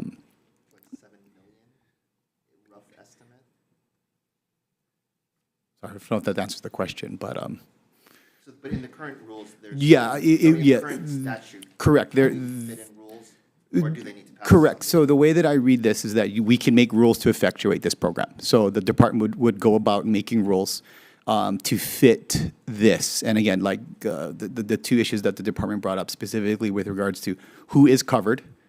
With regards to that, I think agricultural producer, and then again the term of invasive species and what is covered. I think those are the two things, like when you compare it to DOH, DOH has very specific regulations for very specific things that they're trying to manage, temperature and storage. And, as Brian Miyamoto brought up, the producer can, the agricultural producer could manage their property. But again, like if they are, next to the forest reserve, and the forest reserve is completely infested, the state is cleaning the forest reserve, and the forest reserve is continually, infesting this property, they'll never be able to really get under effective control potentially, or they're going to start treating property that's not theirs and things like that. So that's, I think, where a lot of the challenges are with regards to this. I think trying to find that real, specificity in terms of what the committee would like to see regulated, and then what will be done. Because again, the resources and stuff being there, ounce of prevention, pound of cure kind of thing. If you can prevent movement, all for it. Yeah. Got it. Okay, Vice Chair. Just a quick follow up, and that 7 million estimate, was that just staffing and not the implementation? Yes. Do you need vehicles and or no? So the number is just for personnel. So no vehicles, no equipment, no supplies, but nothing to print placards. Oh, yeah, all of that stuff. And I guess you would need, how are you going to collect the funding? You need the payment portals. All websites, all that kind of stuff. You're going to need to develop all of that as well. Thank you. Well, we'll put an estimate, but it would be helpful to get in future testimony a estimate for the chair's office. Yeah. Thank you. Thank you. Last question for you, from me. In regards to what division this would be under, is that PQ? In 158, that is plant quarantine. Thank you. Okay, Sure. report. Thank you, Chair. You said there were lessons that you learned from the 10,000 restaurants that were given the necessity of placards. With that, how many people did they use to do 10,000 placards? And what cost to them, given what you just said? We need 70 people and $7 million. Correct. So my And you understanding. only have 600 destinations to cover, not 10,000. Yeah. So I guess so. Two parts. So my understanding from prior testimony is that like for Oahu, I think they have 30 inspectors, and I think the program is like $3 million. Something that I think folks need to really understand. I think again, when you go back to I guess a number of people that you need for an inspection, some of the nurseries we're talking about are acres and acres of space, and a kitchen. I mean, like you could go to Ala Moana. I mean, I don't know how many. I don't know what their work do, but you can do multiple inspections on one day with one inspector. That's impossible. There is no way one person could conceivably effectively clear a 5 to 7 acre nursery and ensure that place does not have pests. And some come out during the day, some come out during the night. Some you need microscopic, abilities to be able to determine it. They have, the property next door is completely infested. You have all of these other factors that, really make this very different. And I kind of want to say it's almost like it's not an apples to apples. It's like apples to apple tree. Yeah, they both have a placard, but there's so much more to the nursery component that makes it much more difficult to implement. It's not that you don't want to do it because it makes sense, but it's, I think, again, that the nuts and bolts of how to really get it done effectively. Considered self-inspections or self-hybrids, like everybody has self-reporting income tax. That's how the government runs half of its income. It's self-reporting. Have you got any hybrids to get people to inspect their own so they know that when you do come in, because you will have surprise inspections, even though there's responsible for their own, that if they're not honest with you, you've got the threat of always having to come in and do it. In other words, self-reporting. Not reliable? All these guys are dishonest? Is that what you're saying? No. I no way. I believe that. So what about self-reporting? Because this $7 million and $7 million and 70 people, it sounds like it's a no-go for you guys. If we got $7 million and 70 people, that's a lot that we'd have to do. But I guess going back to the idea of self-reporting, could it be utilized to effect?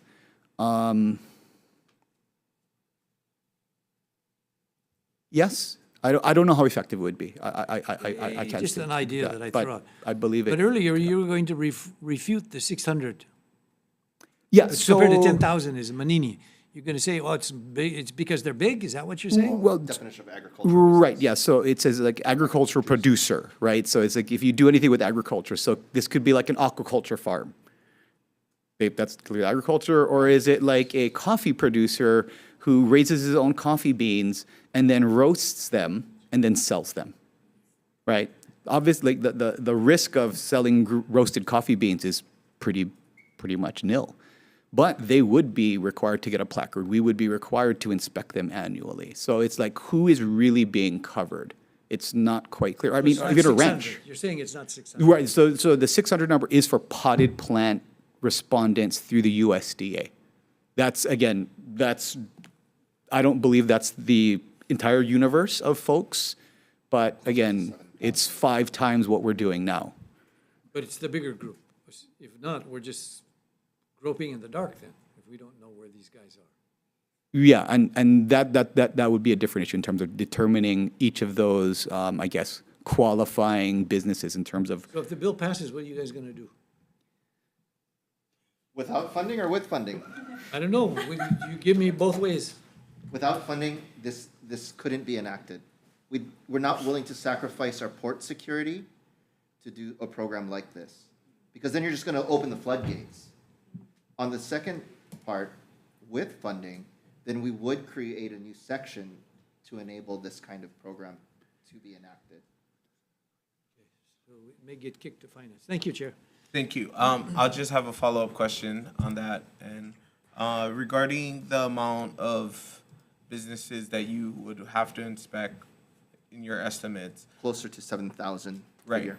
So limiting it strictly to nurseries or anything, any entity that sells, potted plants or something? Would Home Depot and Walmart entities fall under that as well, in your opinion? Would, if it's that definition.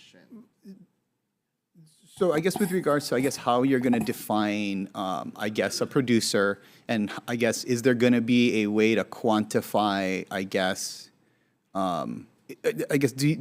does sale have to be part of it? When you're talking about, moving of, something that's live.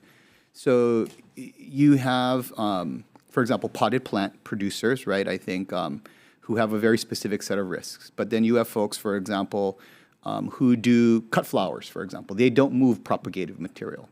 Then you have fruit producers. All three of them have different risks depending on the types of commodities that they produce.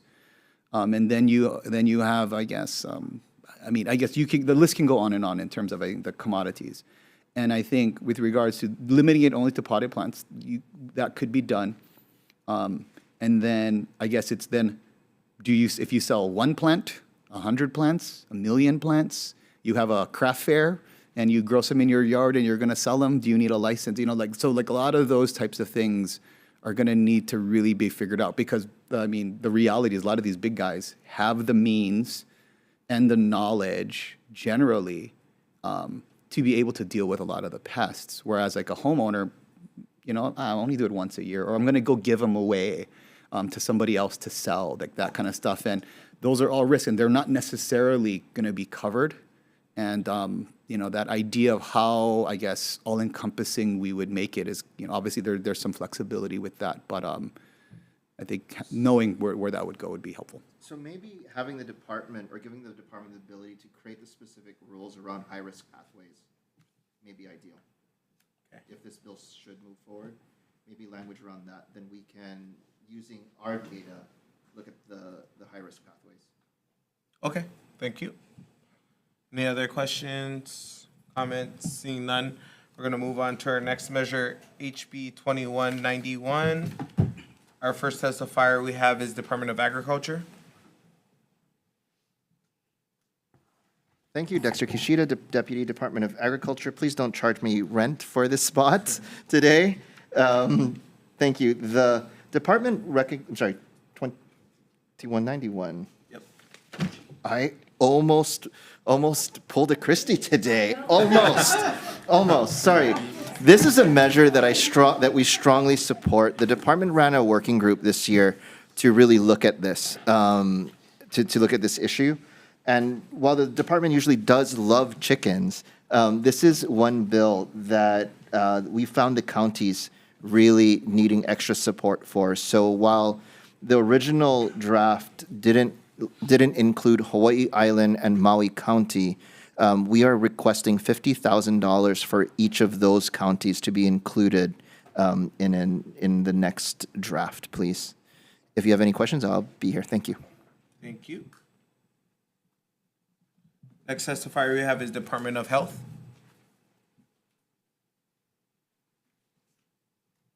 Good afternoon, Chair, Vice Chair, members of the committee. My name is Matt Carano. I'm the Administrator for the Environmental Health Services Division and formerly the Branch Chief for the Vector Control Program. I am testifying in support. We absolutely support any type of projects that help basically do public outreach and education, because we're all part of this, as my colleagues in the other departments have said, from biosecurity efforts to anything of the like of invasive species. We all have to be in it together. We all have slightly different roles to play, but we're here to support, and so we support this bill. And it's not in our written testimony, but which was late, and I apologize for that. But support for our neighbor islands and not just the city and county of Honolulu is important to us as well. Thank you. Thank you. Next testifier we have is Hawaii Farm Bureau.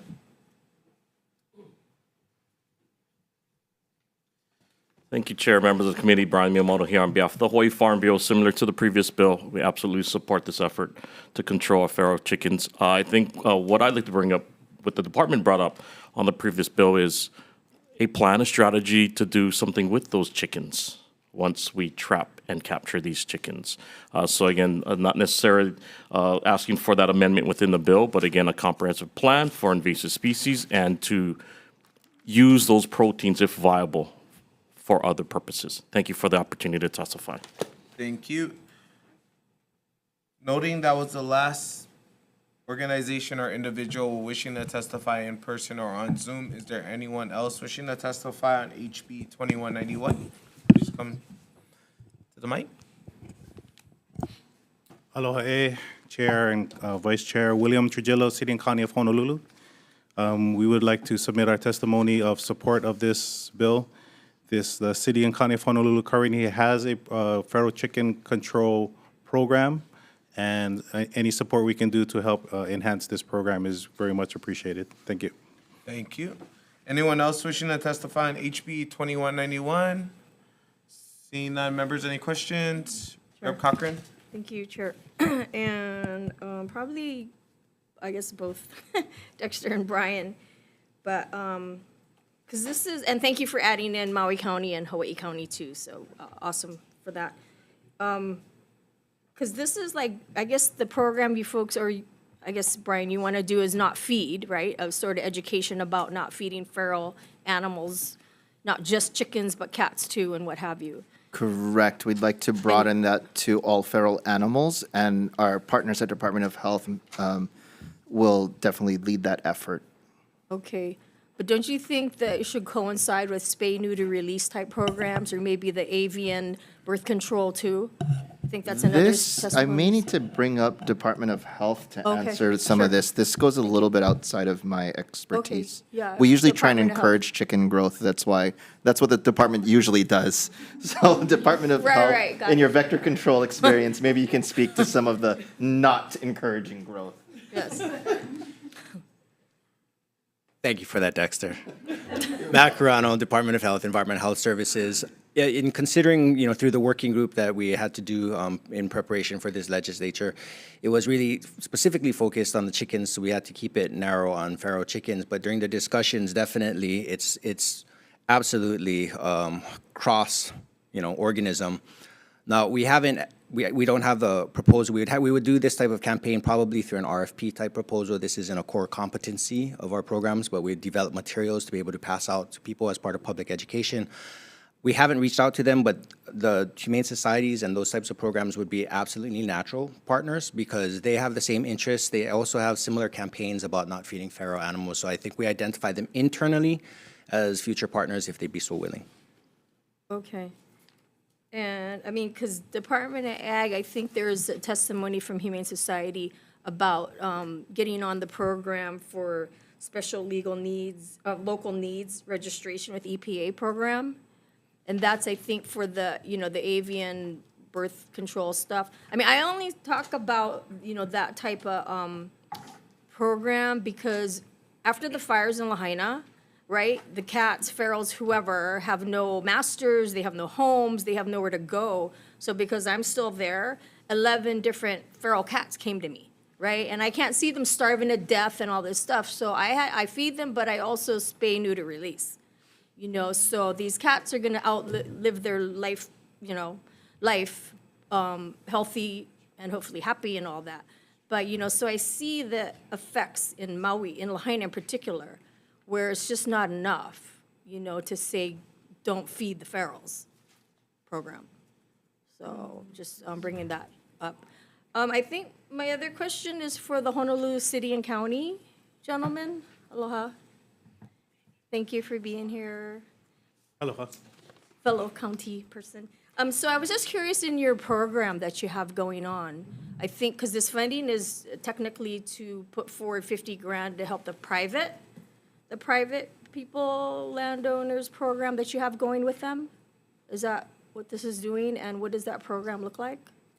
Again, William Trujillo, City and County of Honolulu. So currently, the City and County of Honolulu has two different feral chicken control programs. One is to control feral chickens on city property. The second one is to control feral chickens on private property. And the way this one works is we have a contractor, and the city and they have X amount per service. You can either do a full service, which is the staff comes out to your property, sets up the trap, baits it, maintains it for a week, and removes whatever chickens are caught. That is $475 for our current contractor, and the city pays $100 of that. And then they also have where you could rent the cage for $100, and the city will pay $25 of that, or they'll help also pay for the disposal of chickens. So in that case, the landowner works directly with the contractor, and the city helps offset some of the costs. So the thought is that the funds from this initiative would help support that and probably lower it for the individuals, and so that the amount that they pay would be less than what our current program is able to support. Sure, follow up. Yep, go ahead. So I guess they would go directly to Terminex then?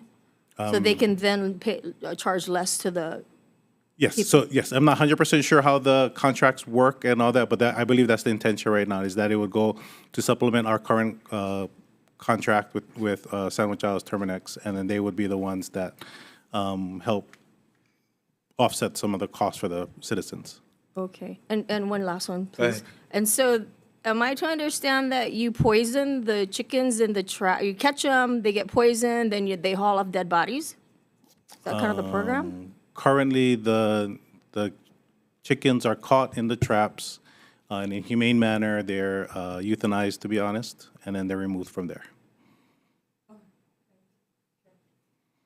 Okay. Thank you, Rep. Ward. Thank you, Chair. City and County, Yes, sir. on a scale of 1 to 10, 1 is like it's a real failure, 10 is like super successful. How would you rate your chicken project? Our program is new for the private citizens. It started in September. Since September, we've had 21 customers for food service, 28 cage rentals, and 18 disposed chickens. So it's been, like I said, it's been 4 or 5 months since we started it. I think there is a need for it. I think if we can get the figures for the citizens at a fair rate for them, I think we get more participation. But we at the city constantly, probably at least a handful of calls every day is about feral chickens. So what's the program at Kaiser High School where it's become a chicken farm? Well, I'm not familiar with. Because that's nothing with you guys. No. So your program is $475 per chicken? Is that what you said? That is what the contractor charges for their normal services for a week.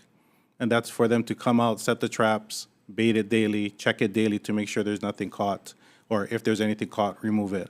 They do that for 1 week at a time at $475 total, yes.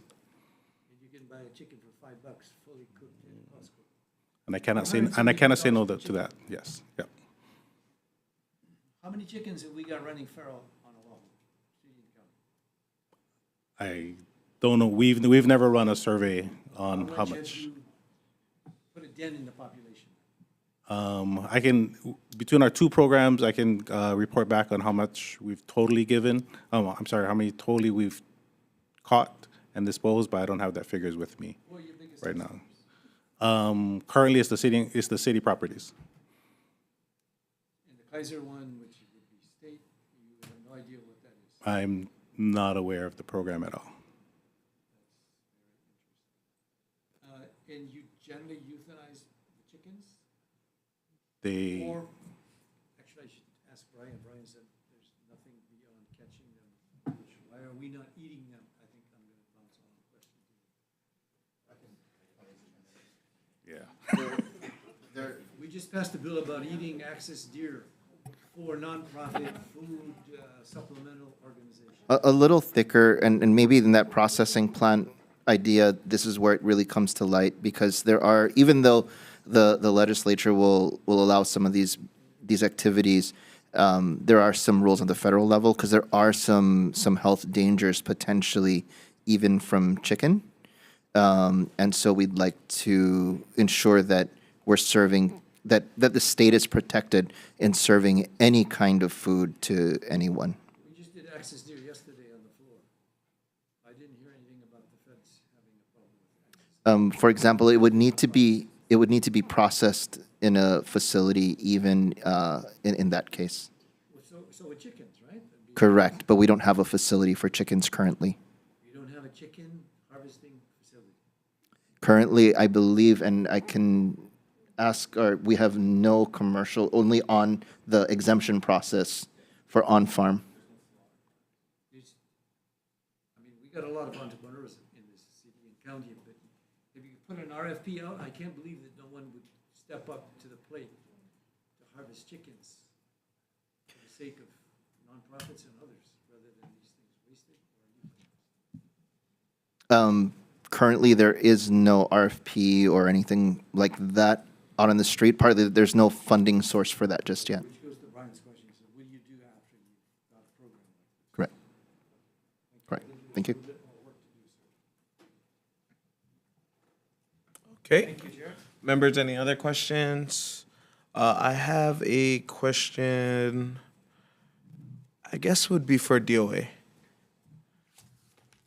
So I know the language right now, it's a Oahu introducer of this bill, so obviously is why Oahu's been targeted for this program. I just wanted to get your perspective on how neighbor islands feel about invasives such as chickens and things that you can actually eat and hunt, like pigs, etc. It can get a little touchy in some item or some type of potential food items.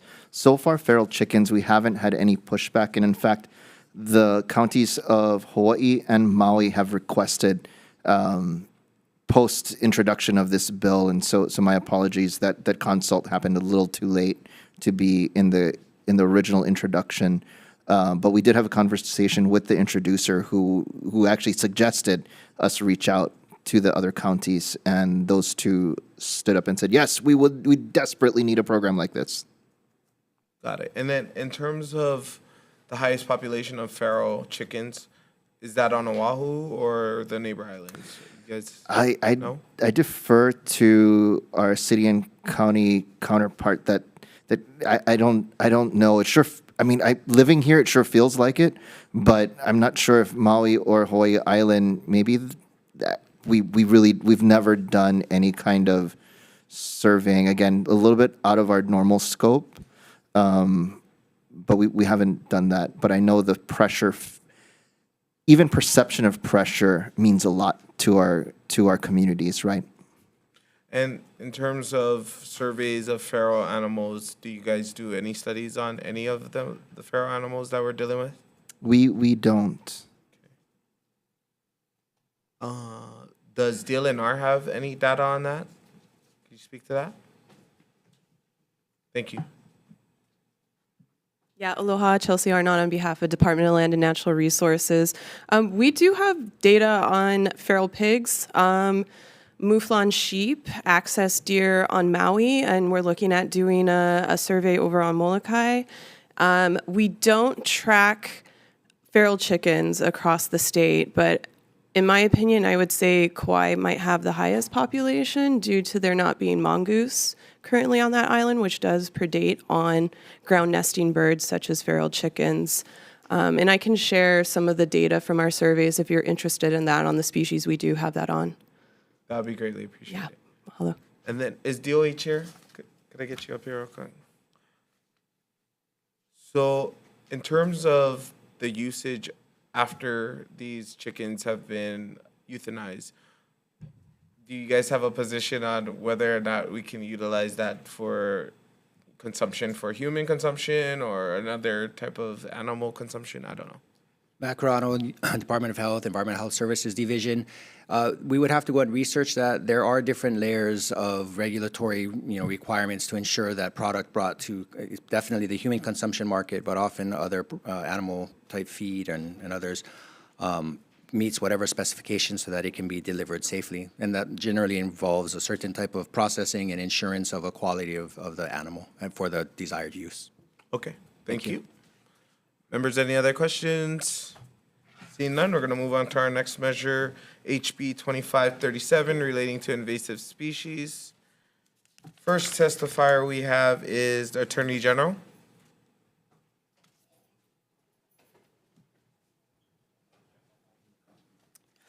Good afternoon, Deputy Attorney General Travis Moon providing comments. We provided comments in our written testimony that this bill is not necessary because the penalty section in, 150A-14 subsection A of the HRS currently penalizes violations of Chapter 150A. I'm available for any questions. Thank you. Thank you. Next testifier we have is Department of Land and Natural Resources. Yeah, aloha, Chair, Vice Chair, members of the committee, Chelsea Arnott on behalf of the Department of Land and Natural Resources. We'll stand on our written testimony in support, but this bill was just heard in the earlier Senate hearing and recognized the comments of the AG. And again, just supportive of mechanisms that help prevent the spread of invasive species. Mahalo. Mahalo. Next testifier, Department of Agriculture. We stand on the Attorney General's written testimony and ours as well. Thank you. Next testifier we have is Coordinating Group on Alien Pest Species. Good afternoon, Chair, Vice Chair, members of the committee. I'm Stephanie Easley with the Coordinating Group on Alien Pest Species. We provided written testimony in support of this bill. We feel that it is good to have a separate offense for selling plants infested with an invasive species, and it is itself an invasive species. The current prohibition on transporting in state is only for flora and fauna designated by the department. So they would have to designate the different flora and fauna, the invasive species, and designate them to qualify under 105A-8. And then the transporter would be the purchaser.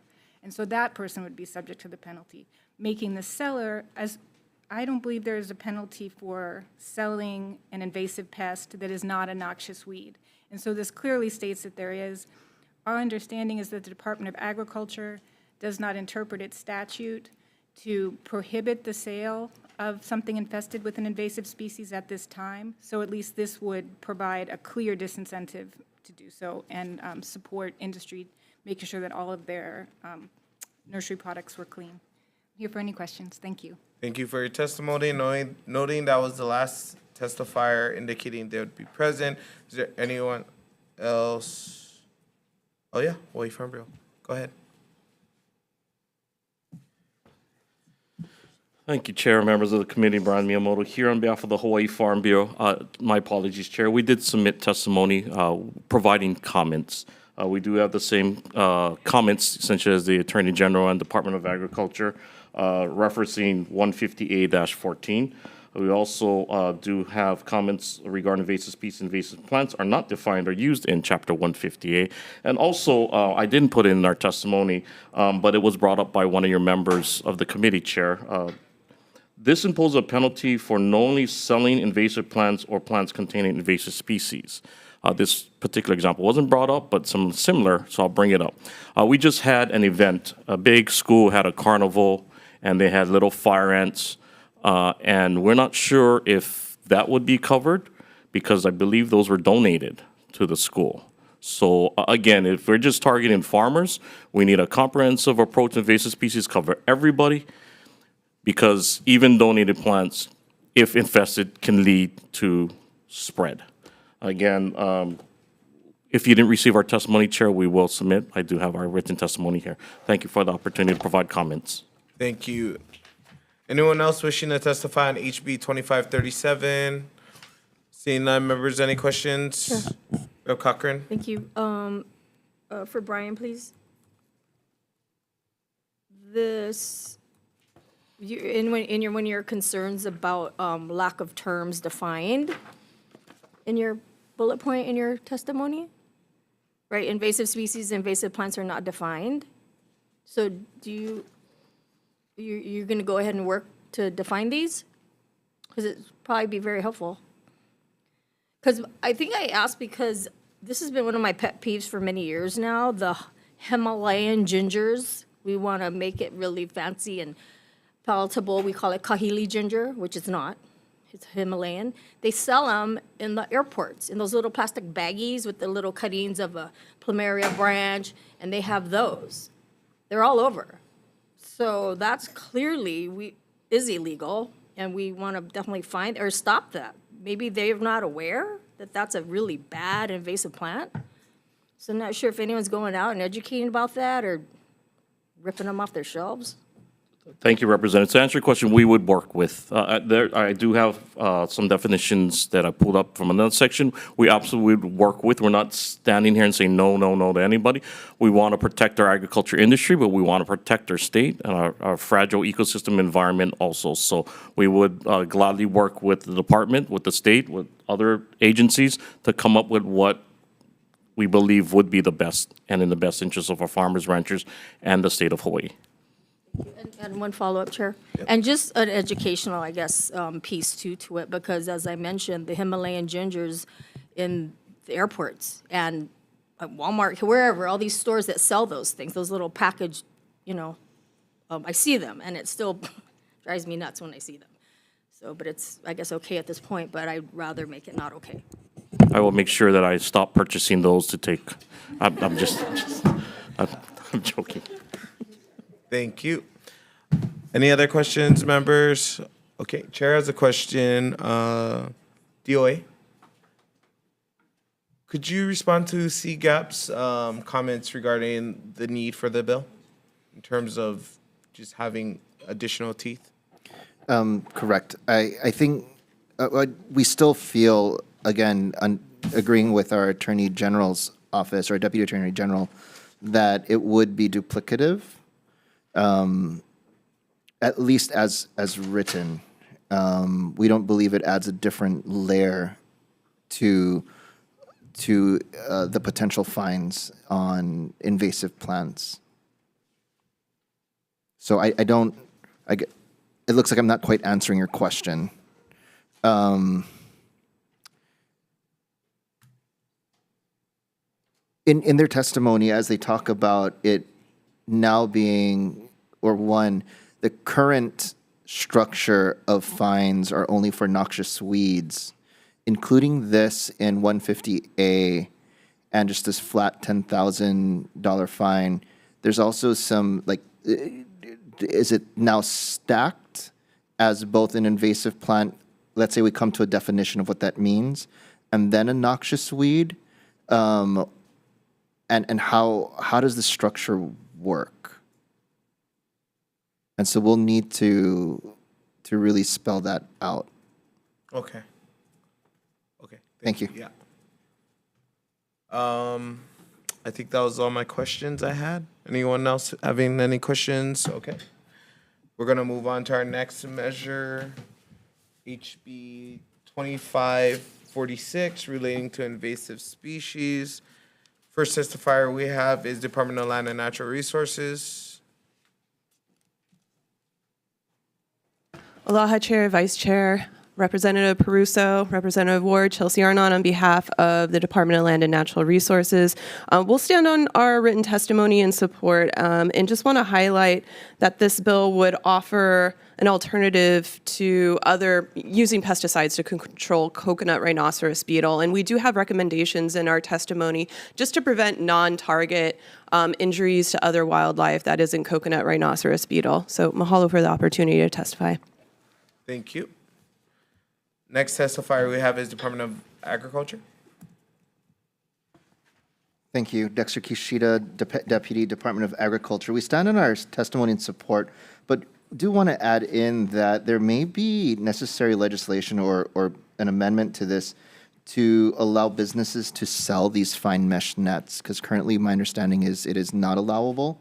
And along with that, because the intended use is for pest control, there will need to be some registration and some outreach that our team will do to ensure these pest control devices are properly registered in the state. Thank you. Thank you. Next testifier we have is OHA. No Zoom? Okay. Next testifier we have is Hawai'i Farm Bureau.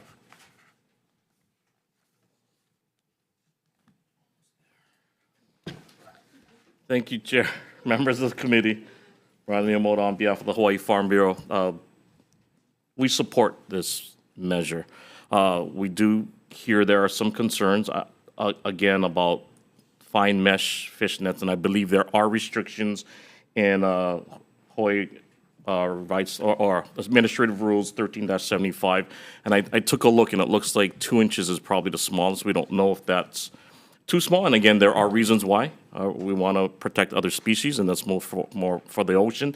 So, you know, fine mesh nets have been proven in other areas to combat coconut rhinoceros beetle, but we do want to make sure that if we are able to use it, that it is used for those purposes and not for other purposes and other unintended consequences. So some protections in place to make sure that others aren't using it for bad purposes. Thank you for the opportunity to testify.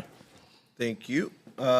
Noting that was the last testifier indicating they would be present on Zoom or in person. Anyone else wishing to testify on HB 2546? Please state your name for the record. My name is Ian Ross. Hello, Chair Gates, Vice Chair Kahaloa, members of the committee. I'm really honored to be testifying today on behalf of the Waianae Coast Comprehensive Health Center. First off, I want to thank the chair for introducing this very important measure. For us, this brings us a step closer to being able to have additional methods to combat the coconut rhinoceros beetle, which is doing a tremendous amount of damage to indigenous food systems, especially our coconut trees. The Waianae Coast Comprehensive Health Center is doing some its own unilateral efforts on this part. I'm happy to share we are now cultivating the largest coconut nursery in the state. I want to thank the chair for actually helping us plant some of these coconuts in December. As we're moving towards on this, we're doing many methods, excluding pesticides, to try to combat this, but we're finding that we need to have finer mesh nets. This is something which would bring us a step closer to being able to do community action to address this problem.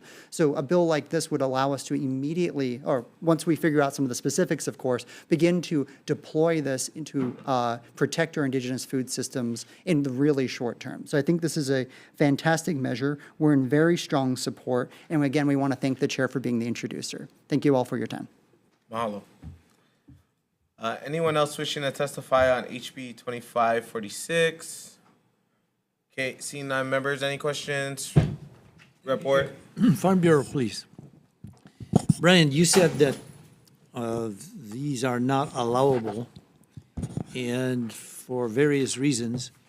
Are we waiting for the fishermen to pounce on this and then go out and catch fish because we're trying to get rid of rhinoceros beetles? Is that the paranoia that's built into this bill or into your testimony? Thank you, Representative. We just want to be cautious. That's all. As you heard, it's a tool. You do fear then that fishermen are going to take advantage of having these nets for sale?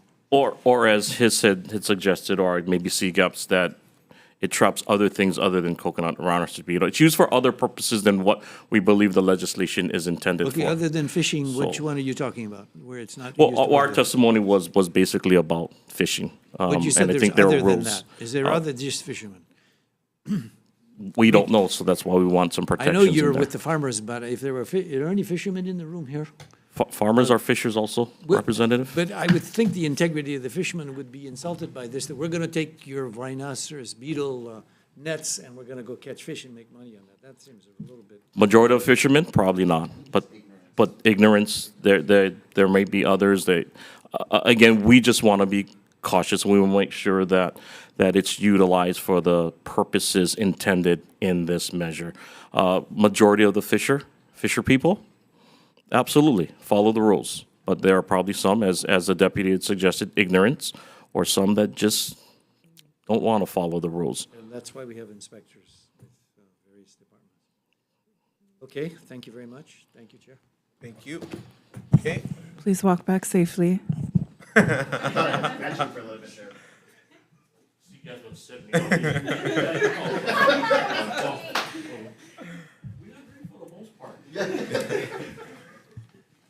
Thank you.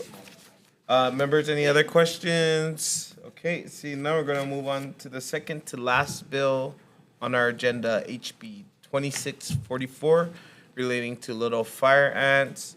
First testifier we have is Department of Agriculture. The department stands on our written testimony. Thank you for standing on your testimony. Next testifier we have is Department of Land and Natural Resources. Aloha Chair, Vice Chair, Representative Peruso, Representative Ward, Chelsea Arnott, on behalf of the Department of Land and Natural Resources. We stand in strong support of this measure and just want to recognize that, as we've heard today from the various testimonies, that it's really a network of organizations and partners and agencies that are managing invasive species, and little fire ant is no different from that. It really does take our network to address prevention and management of something like little fire ant. And this calls out Hawai'i Ant Lab to be the lead on little fire ant, but just recognizing that we each play a different role and responsibility, and we really do lean on Department of Agriculture as the regulatory authority to really prevent and control some of these pests, and they also need to play a major role. So we each kind of have our kuleana that we need to be leads on and clarify those roles and responsibilities, but definitely recognizing the need to support the Hawai'i Ant Lab and appropriations to support their program and work. Mahalo for the opportunity. Mahalo for testifying. Next testimony we have is from Coordinating Group on Alien Pest Species. Aloha Chair, Vice Chair, Representatives Christy Martin, Coordinating Group on Alien Pest Species. I wanted to go back just a little bit and answer Representative Ward's question in the way back now. You asked a little bit about, what would it cost? If we give you this money, are you going to be able to eradicate little fire ants?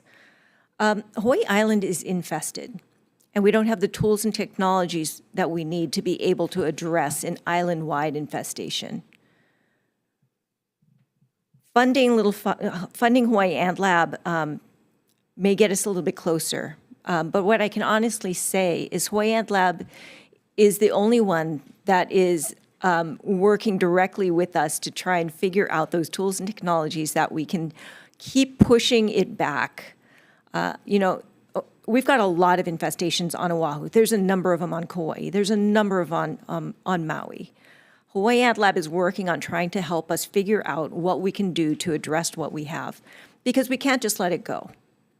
We need to continue to work on better tools to try and be able to push back these infestations, and we will be seeing you every year, I hate to say.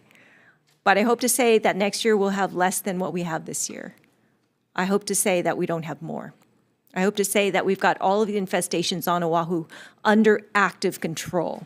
We need to go back 8 times, at least, to every infestation to be able to do the treatment. And this is something that Hawai'i Ant Lab developed. So my hope is that funding Hawai'i Ant Lab to continue their work will at least get us to a place where we can say we are managing, so that every year we'll be able to manage. Every year we'll be able to push it back, because Hawaii Island has got so much. And so we ask for your support of this bill. Mahalo. Thank you. Next testifier we have is Hawaii Farm Bureau.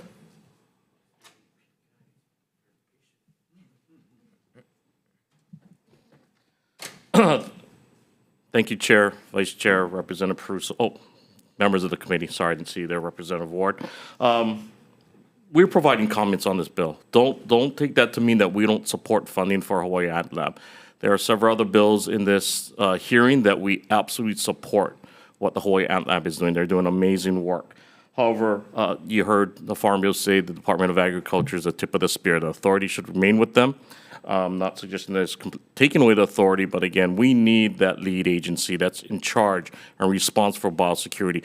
I agree with 100% with Ms. Martin's testimony from CGAPS. We need to support Hawai'i Ant Lab. They're doing an amazing job, amazing work. They have staff on Oahu and Hawaii Island right now. We hope it remains just there. But if it does expand, how are they? Are they the lead? Do we need to fund them? Now, again, Department of Agriculture, tip of the spear. Let's keep the staffing with Hawai'i Ant Lab to Hawaii Island and Oahu, but let's put the resources where they need to be, starting with Department of Agriculture and their partners in this battle, because we are in a battle. We are in a war. So again, don't take our comments as we do not support the Hawai'i Ant Lab. We absolutely support them.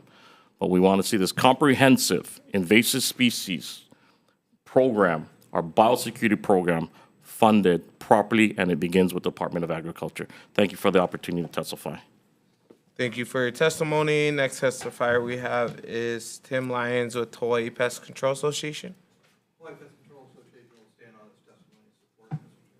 Thank you. Noting that was the last testifier indicating they would be present via Zoom or in person, is there anyone else wishing to testify on HB 2644? Okay, seeing none, members, any questions? Report. Right, if I may ask the Farm Bureau, in between the lines of both the testifiers, I got a sense that we want to clarify what may not and it's not spoken. Is there a turf war going on about who should be the lead agency? Given that we got a land app and we have to say in statute that, hey, you guys are the leaders, am I reading too much into it or what? Is there a turf war going on between the land ab and DLNR and DOA? Thank you for the question, Representative. Brian Miyamoto here on behalf of the Hawaii Farm Bureau. We don't believe so. We just want to clarify that the Department of Agriculture is the lead. We believe all these organizations are working together to accomplish a singular goal. Well, we think a singular goal, eradication. We like that word, To the eradication. statutory level, I mean, what if we say you got to have your restrooms on the Makai side of your buildings? How much micromanaging you want us to do? In other words, could they decide themselves that these are the lead agency? Do we need legislation to say that Ant Lab, you guys are because you're going to do fire ants, you're the lead agency? It seems to be a little bit of a micromanaging and over redundancy. Thank you, Representative. I think those are kind of in line with our comments where we continue to see the Department of Agriculture as the lead agency, and the support agencies that they work with should receive sufficient funding. There's no competition. Also. Not that we are aware of. We believe they're all working well Does together. anybody in the department want to comment on that? Maybe I'm just smelling something that doesn't exist.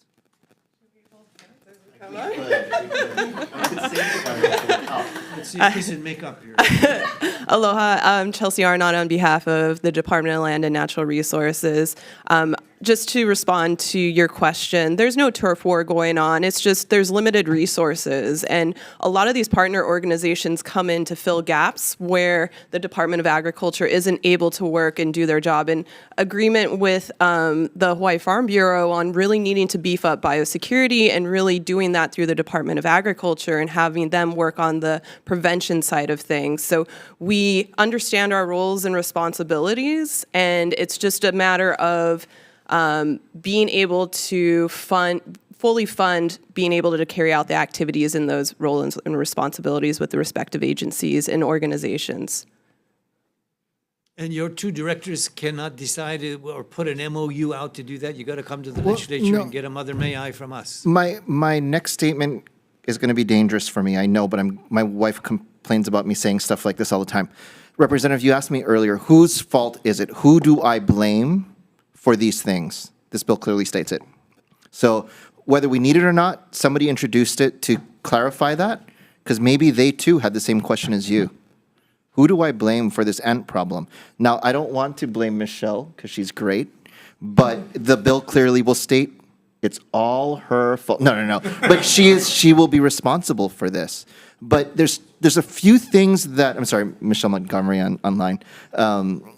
She'll definitely want to speak up after this. There's a couple things that I would like to add then. I was going to make this short because I know we're close to the end. But the department and its partners need consistent funding. So I know I agreed to your statement earlier. If we give you a ton of money now, is that going to solve the problem? Actually, in this work, a ton of money now does solve the problem, but sadly, a ton of money tomorrow is also needed.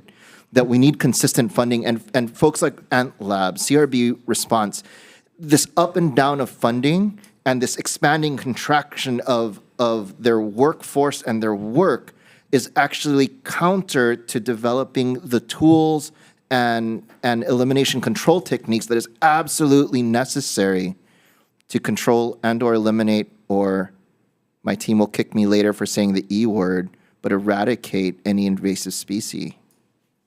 So we do need consistent funding. That was almost clear, but it tells me this will stabilize decision-making, and your directors will agree with it because it comes out of the legislature, even though I'm still surprised that we have to intervene in what otherwise you guys would agree with. But you've also said the buck stops with the ant lab now. That's That's what you're saying, declaring not the that DOA, not the. in declaring that the ant lab will be the lead for fire ants. That is my understanding of what the intent of this is. And so if the legislative body would like to keep it with the department, the ant lab is absolutely necessary because they're the ones currently developing the tools Dexter, to if what control. you said is true, if we keep funding you, you're going to keep pushing this back and they will be off the map. If we don't keep funding you, they're going to keep coming back. I mean, that's a message that we have to hear. Finance has to hear that. I'm sorry, wait, you're talking about the invasives or? The invasive. Okay, got it. Yes. So you need it now, but then you're going to need it later? and later and Absolutely, later. absolutely. That's the political will that you need to communicate to this particular building. Thank you very much. Thank you. Thank you. Members, any other questions? Okay, seeing now, we're going to move on to our next measure and last measure of the day, HB 2672, relating to little fire ants again. First testifier we have is Department of Agriculture. I will try to only stand on my comments. Thank you. Okay, next testifier we have is Dylan R. Aloha, Chair, Vice Chair, members of the committee. Chelsea Arnott on behalf of the Department of Land and Natural Resources. We'll stand on our written testimony in support. Again, we're seeing the need to increase capacity and management of little fire ant. And just to talk about, we did a survey a few months ago on what the funding needs are with our partner organizations. So that's the Island Invasive Species Committees and Hawaii Ant Lab. It was around $3.1 million per year is what is needed to build up capacity at each of those organizations, because we're not just dealing with little fire ants on Hawaii Island and Oahu. We have them on Kauai. We have huge infestations on Kauai that need to be addressed. And we also have Maui Nui that has it, and we have prevention on the other islands. So we really need to make sure that we're doing prevention and we're continuing to do management of little fire ants across the state.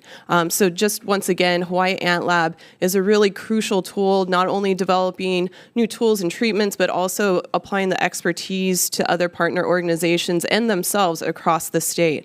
And there is going to be a need to develop more tools and technology that can really address this problem widespread. And that $3.1 million doesn't include that, and it doesn't include what the Department of Agriculture would need to beef up their response.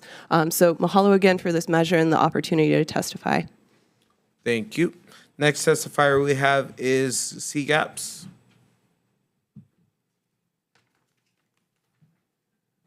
Aloha, Chair, Vice Chair, committee members, Christy Martin, Coordinating Group on Alien Pest Species, having trouble talking at this point. We're in strong support of this. You've already heard all of the resources that we need, and just want to echo, Department of Agriculture does need support. If we're going to figure out how we're going to work in different areas, one thing we need is if Hawaii Department of Ag is going to, take on all of that nursery work, they need to have the capacity to do it, but they also need to commit to using the Hawaii Ant Lab strategy, methods, and chemical tools, as well as the insect growth regulators. It's my understanding that they currently are not. So that would be one concern. The second thing is that funding for Hawaii Ant Lab really, if they're able to focus on research and development, assisting with the agencies or the invasive species committees control work on each island, and focusing on extension, then they can focus on some of the things that they really thrive and excel at doing.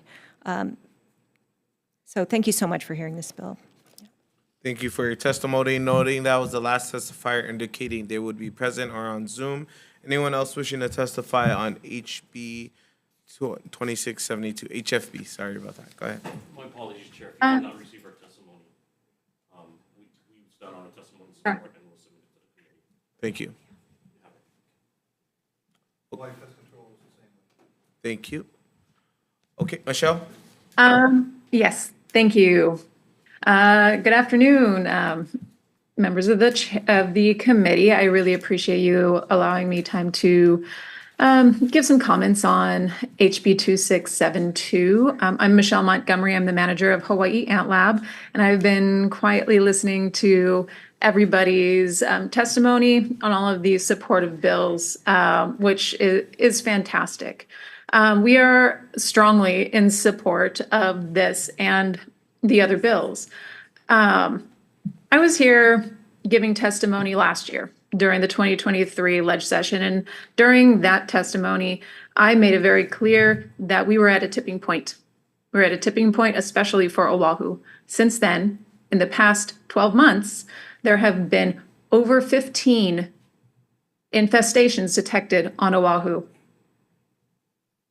An additional infested nursery, 2 infestations on Kauai. And so we are in a worse situation now than we were then. The only way we are going to get ahead and start making progress is for significant investment. And the amount of progress potential there is directly related to the amount of money that goes into this effort. Not just for Hawai'i Ant Lab. Of course, I'm biased. I want all the money, but for all of our partners. Because we all, like Chelsea said, we all have a very specific role, a very important role in this battle against invasive species.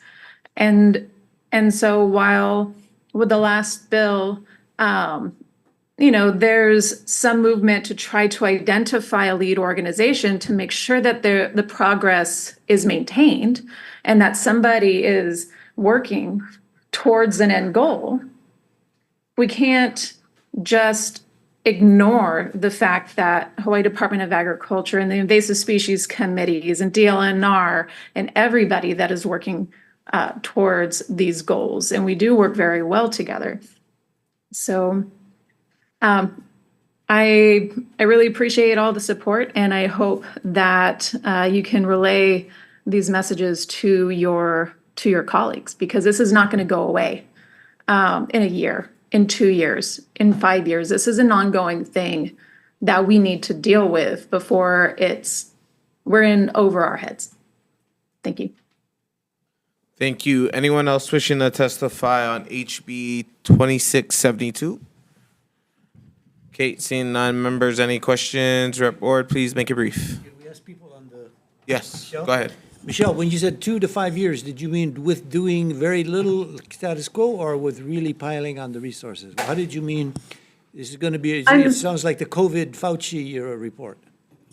No, this issue has been around since the mid-90s. Little fire ants were introduced to the state into the nursery system in the mid-90s. And so it has been spreading since then. We only know about these infestations on Oahu and Maui and Kauai because we have public reporting. Those are people that are reporting these things as a problem, and then we say, oh, hey, there is an infestation here. There's a lot more out there that we don't know about, and we can't manage something that we don't know about. So that's going to continue the risk. That's why this is going to be an ongoing problem in perpetuity. And so how bad that problem gets is going to be dependent on how much effort we put into mitigation. And we should have put this effort in 10 years ago when it was first detected on Oahu. Michelle, sorry to interrupt you, but my question was, when you said 2 to 5 years as a timeline, was that just status quo, business as usual, or infusing a lot more money? Which one is it? Not giving you the money or giving you the money is 2 to 5 years. What I said was this issue is not going to go away in 2 years. In 5 years, this issue will remain. And so do you want this issue to continue to grow exponentially, or do you want this issue to grow slowly and have us be able to catch up? Clearly, we want to get rid of it all. How much money does it take to get rid of it? How much money do you have? Then double it or triple it. I mean, I'm serious. To get rid of it. I am too. How much? I mean, you're saying that what we've got here is not enough. What I'm saying is you can't tackle a problem where you don't know it exists. So first there needs to be statewide surveys to cover every single inch of the islands in order to detect and find out exactly where all the ants are. And then we need 100% community support. And so every single resident or business owner to participate. You know, there's a lot of factors involved. And so I can't say that we're going to be able to eradicate it. I can say we can manage it, and I can say that we can lessen the blow and protect Hawaii's agriculture and be able to protect other other industries and the residents. Thank you, Michelle. And Chair, I think AI and drones are going to be necessary to get this job done. Thank you. Yeah, and that's what we're hoping to be able to do in some of our grants that we put out. Thank you. Okay, with that being said, is there any other questions, comments, concerns? If not, we're going to recess for decision making. Recess.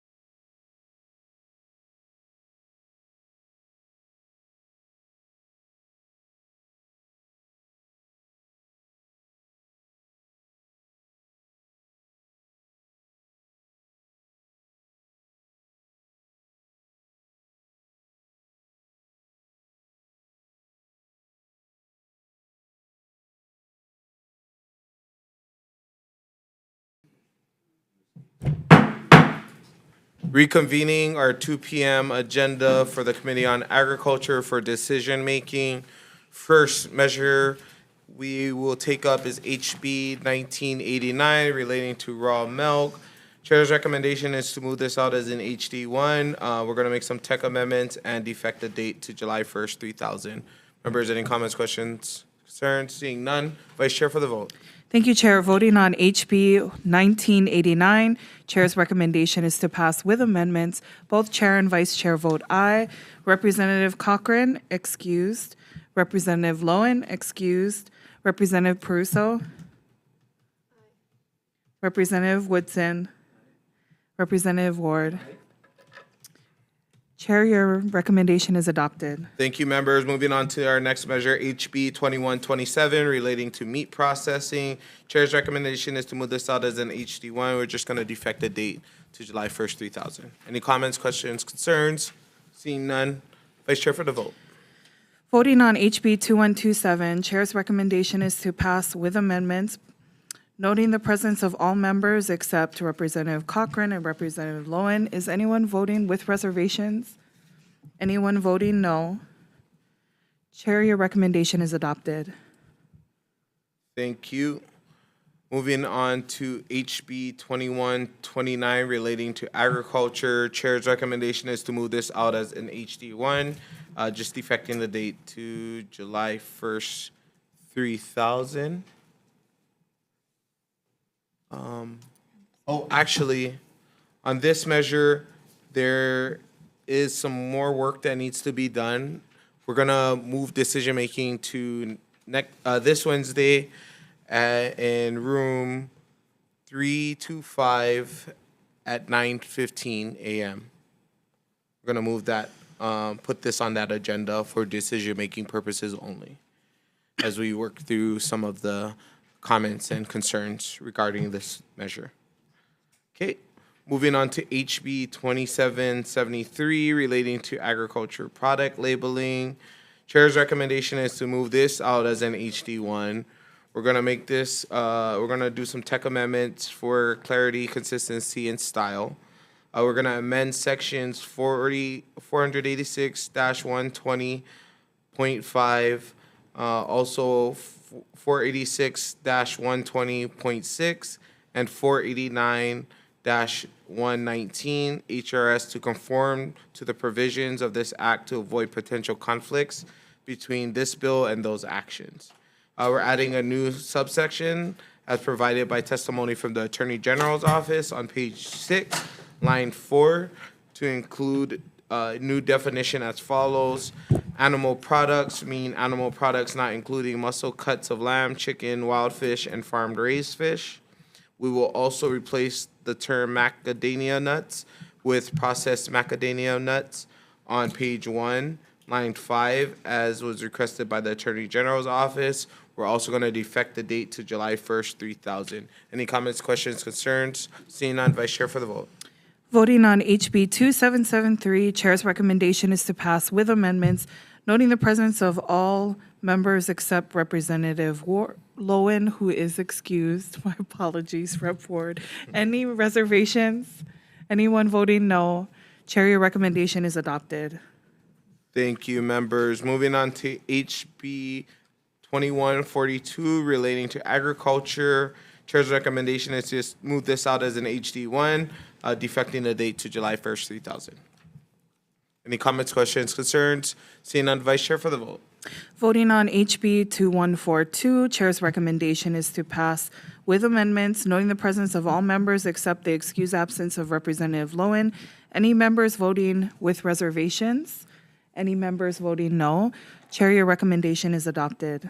Thank you, members. Moving on to HB 2337 relating to pesticides. Chair's recommendation is to move this out as an HD1, defecting the date to July 1st, 3000. Any comments, questions, concerns? Seeing none, Vice Chair for the vote. Oh, wait, sorry. Go ahead. The discussion about the pineapple in this one, is this the one we discussed, pineapple possibility? Do you think, or you just want to think there's enough coverage on that? I think with the diversified agriculture industries, that's Diversify, covered. okay. Yeah. All right, thank you. No problem. Any other comments, questions, concerns? Seeing none, Vice Chair for the vote. Voting on HB 2337, Chair's recommendation is to pass with amendments, noting the presence of all members except the excused absence of Representative Lowen. Is anyone voting with reservations? Anyone voting no? Chair, your recommendation is adopted. Thank you, members. Moving on to HB 2046 relating to feral chicken management. Chair's recommendation is to move this out as an HD1. We will reflect in our committee report the $10 million request from the Department of Agriculture to plan and design a processing facility where USDA pre and post inspections can occur. And we're going to defect the date to July 1st, 3,000.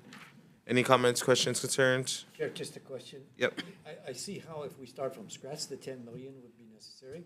But as a diversification of the existing slaughterhouses, whether it's a subset of what they've got in Campbell Industrial Estate, that would be less expensive and something that they may be entrepreneurially interested in as it's a income generator. Anyways, rather than start from scratch, which may take time and a lot of money, I think maybe the committee report could subtly hint to something to that effect. Okay, we will include that in the committee The report. hungry, I mean, that's really a no-brainer. The hungry, like the access deer thing. I agree. Okay, we'll make note of that. Any other comments, questions, concerns? Seeing none, Vice Chair for the vote. Voting on HB 2046, Chair's recommendation is to pass with amendments, noting the presence of all members but the excused absence of Representative Lowen. Anyone voting with reservations? Anyone voting no? Chair, your recommendation is adopted. Thank you, members. Moving on to our next measure, HB 2104, relating to the Hawai'i Invasive Species Council. Chair's recommendation is to move this out as an HD1. We're going to make some tech amendments for clarity, consistency, and style. We're going to blank out the appropriations and include it in the committee report. We will also defect the date to July 1st, 3,000. Any comments, questions, concerns? Seeing none, Vice Chair for the vote. Voting on HB 2104, Chair's recommendation is to pass with amendments, noting the presence of all members except the excused absence of Representative Lowen. Anyone voting with reservations? Anyone voting no? Chair, your recommendation is adopted. Thank you, members. Moving on to HB 2131, relating to the two-line spittle bug. Chair's recommendation is to move this out as an HD1, defecting the date to July 1st, 3000. In the committee report, we'll recommend amending to require the Department of Agriculture to report to the legislature the progress of measures taken to reduce the population of two-line spittle bugs and recovery efforts. Any comments, questions, concerns? Seeing none, Vice Chair for the vote. Thank you, Chair. Voting on HB 2131, Chair's recommendation is to pass with amendments, noting the presence of all members except the excused absence of Representative Lowen. Any members voting with reservations today? Any members voting no? Seeing none, Chair, your measure is adopted. Thank you, members. Moving on to HB 2132, relating to invasive species. Chair's recommendation is to move this out as an HD1. We're going to amend this measure to add a new subsection to require the Hawai'i Ant Lab to share the data collected relating to invasive ant surveys with the Department of Agriculture and Department of Land and Natural Resources. We're going to blank out all appropriations and include it in a committee report and defect the date to July 1st, 3000. Any comments, questions, concerns? Seeing none, Vice Chair for the vote. Voting on HB 2132, Chair's recommendation is to pass with amendments, seeing the presence of all members except the excused absence of Representative Lowen. Anyone voting with reservations? Anyone voting no? Chair, your recommendation is adopted. Thank you, members. Moving on to HB 2133, relating to invasive species.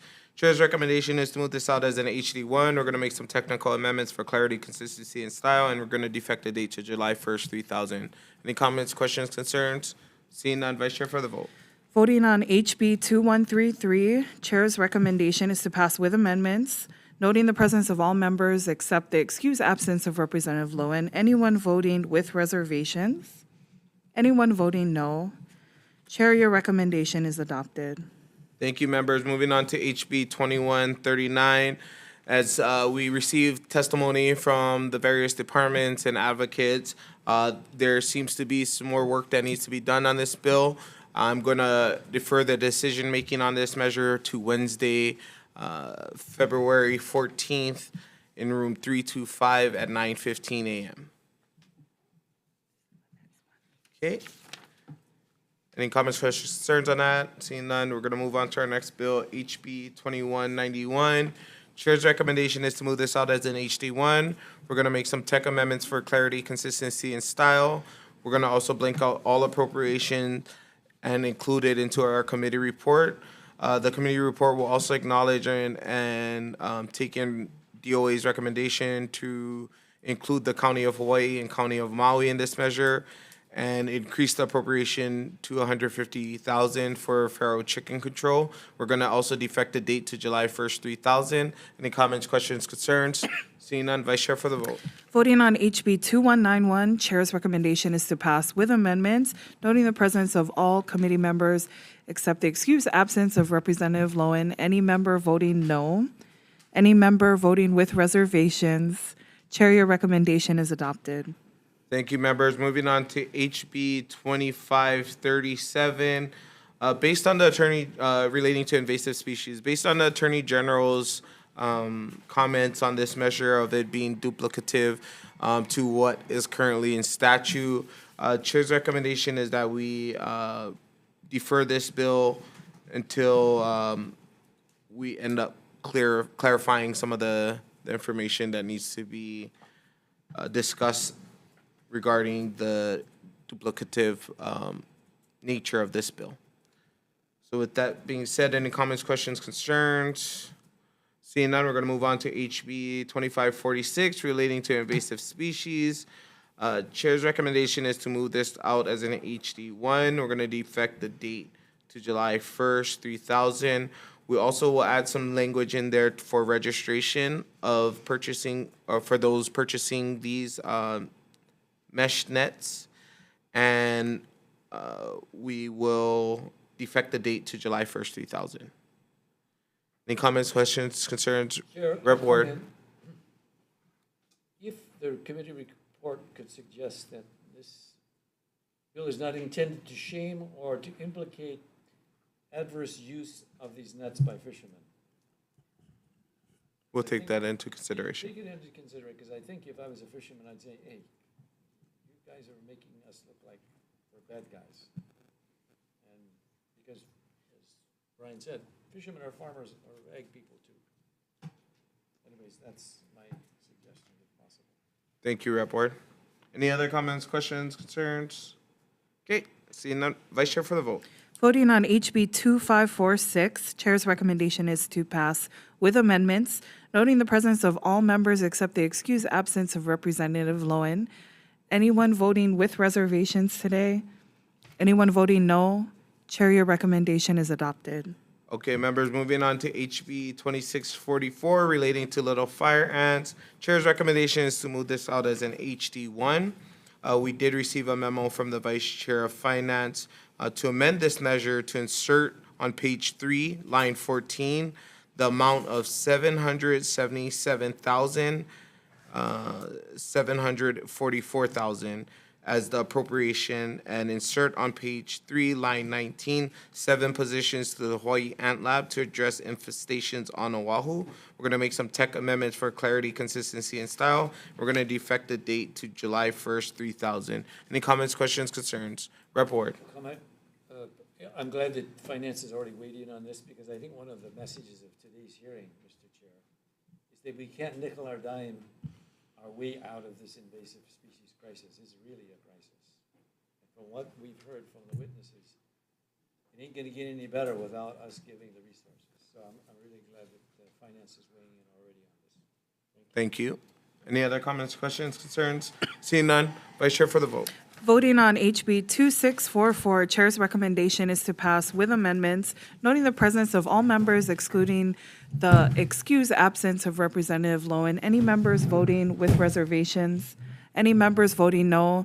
Chair, your recommendation is adopted. All right, members, last measure, HB 2672 relating to little fire ants. Chair's recommendation is to move this out as an HD1. We're just going to make some tech amendments for clarity, consistency, and style. And we're going to defect the date to July 1st, 3000. Any comments, questions, concerns? Seeing none, Vice Chair for the vote. Voting on HB 2672, Chair's recommendation is to pass with amendments, noting the presence of all members of the committee except the excused absence of Representative Lowen. Any members voting with reservations? Any members voting no? Chair, your recommendation is adopted. Thank you, members. This hearing is adjourned.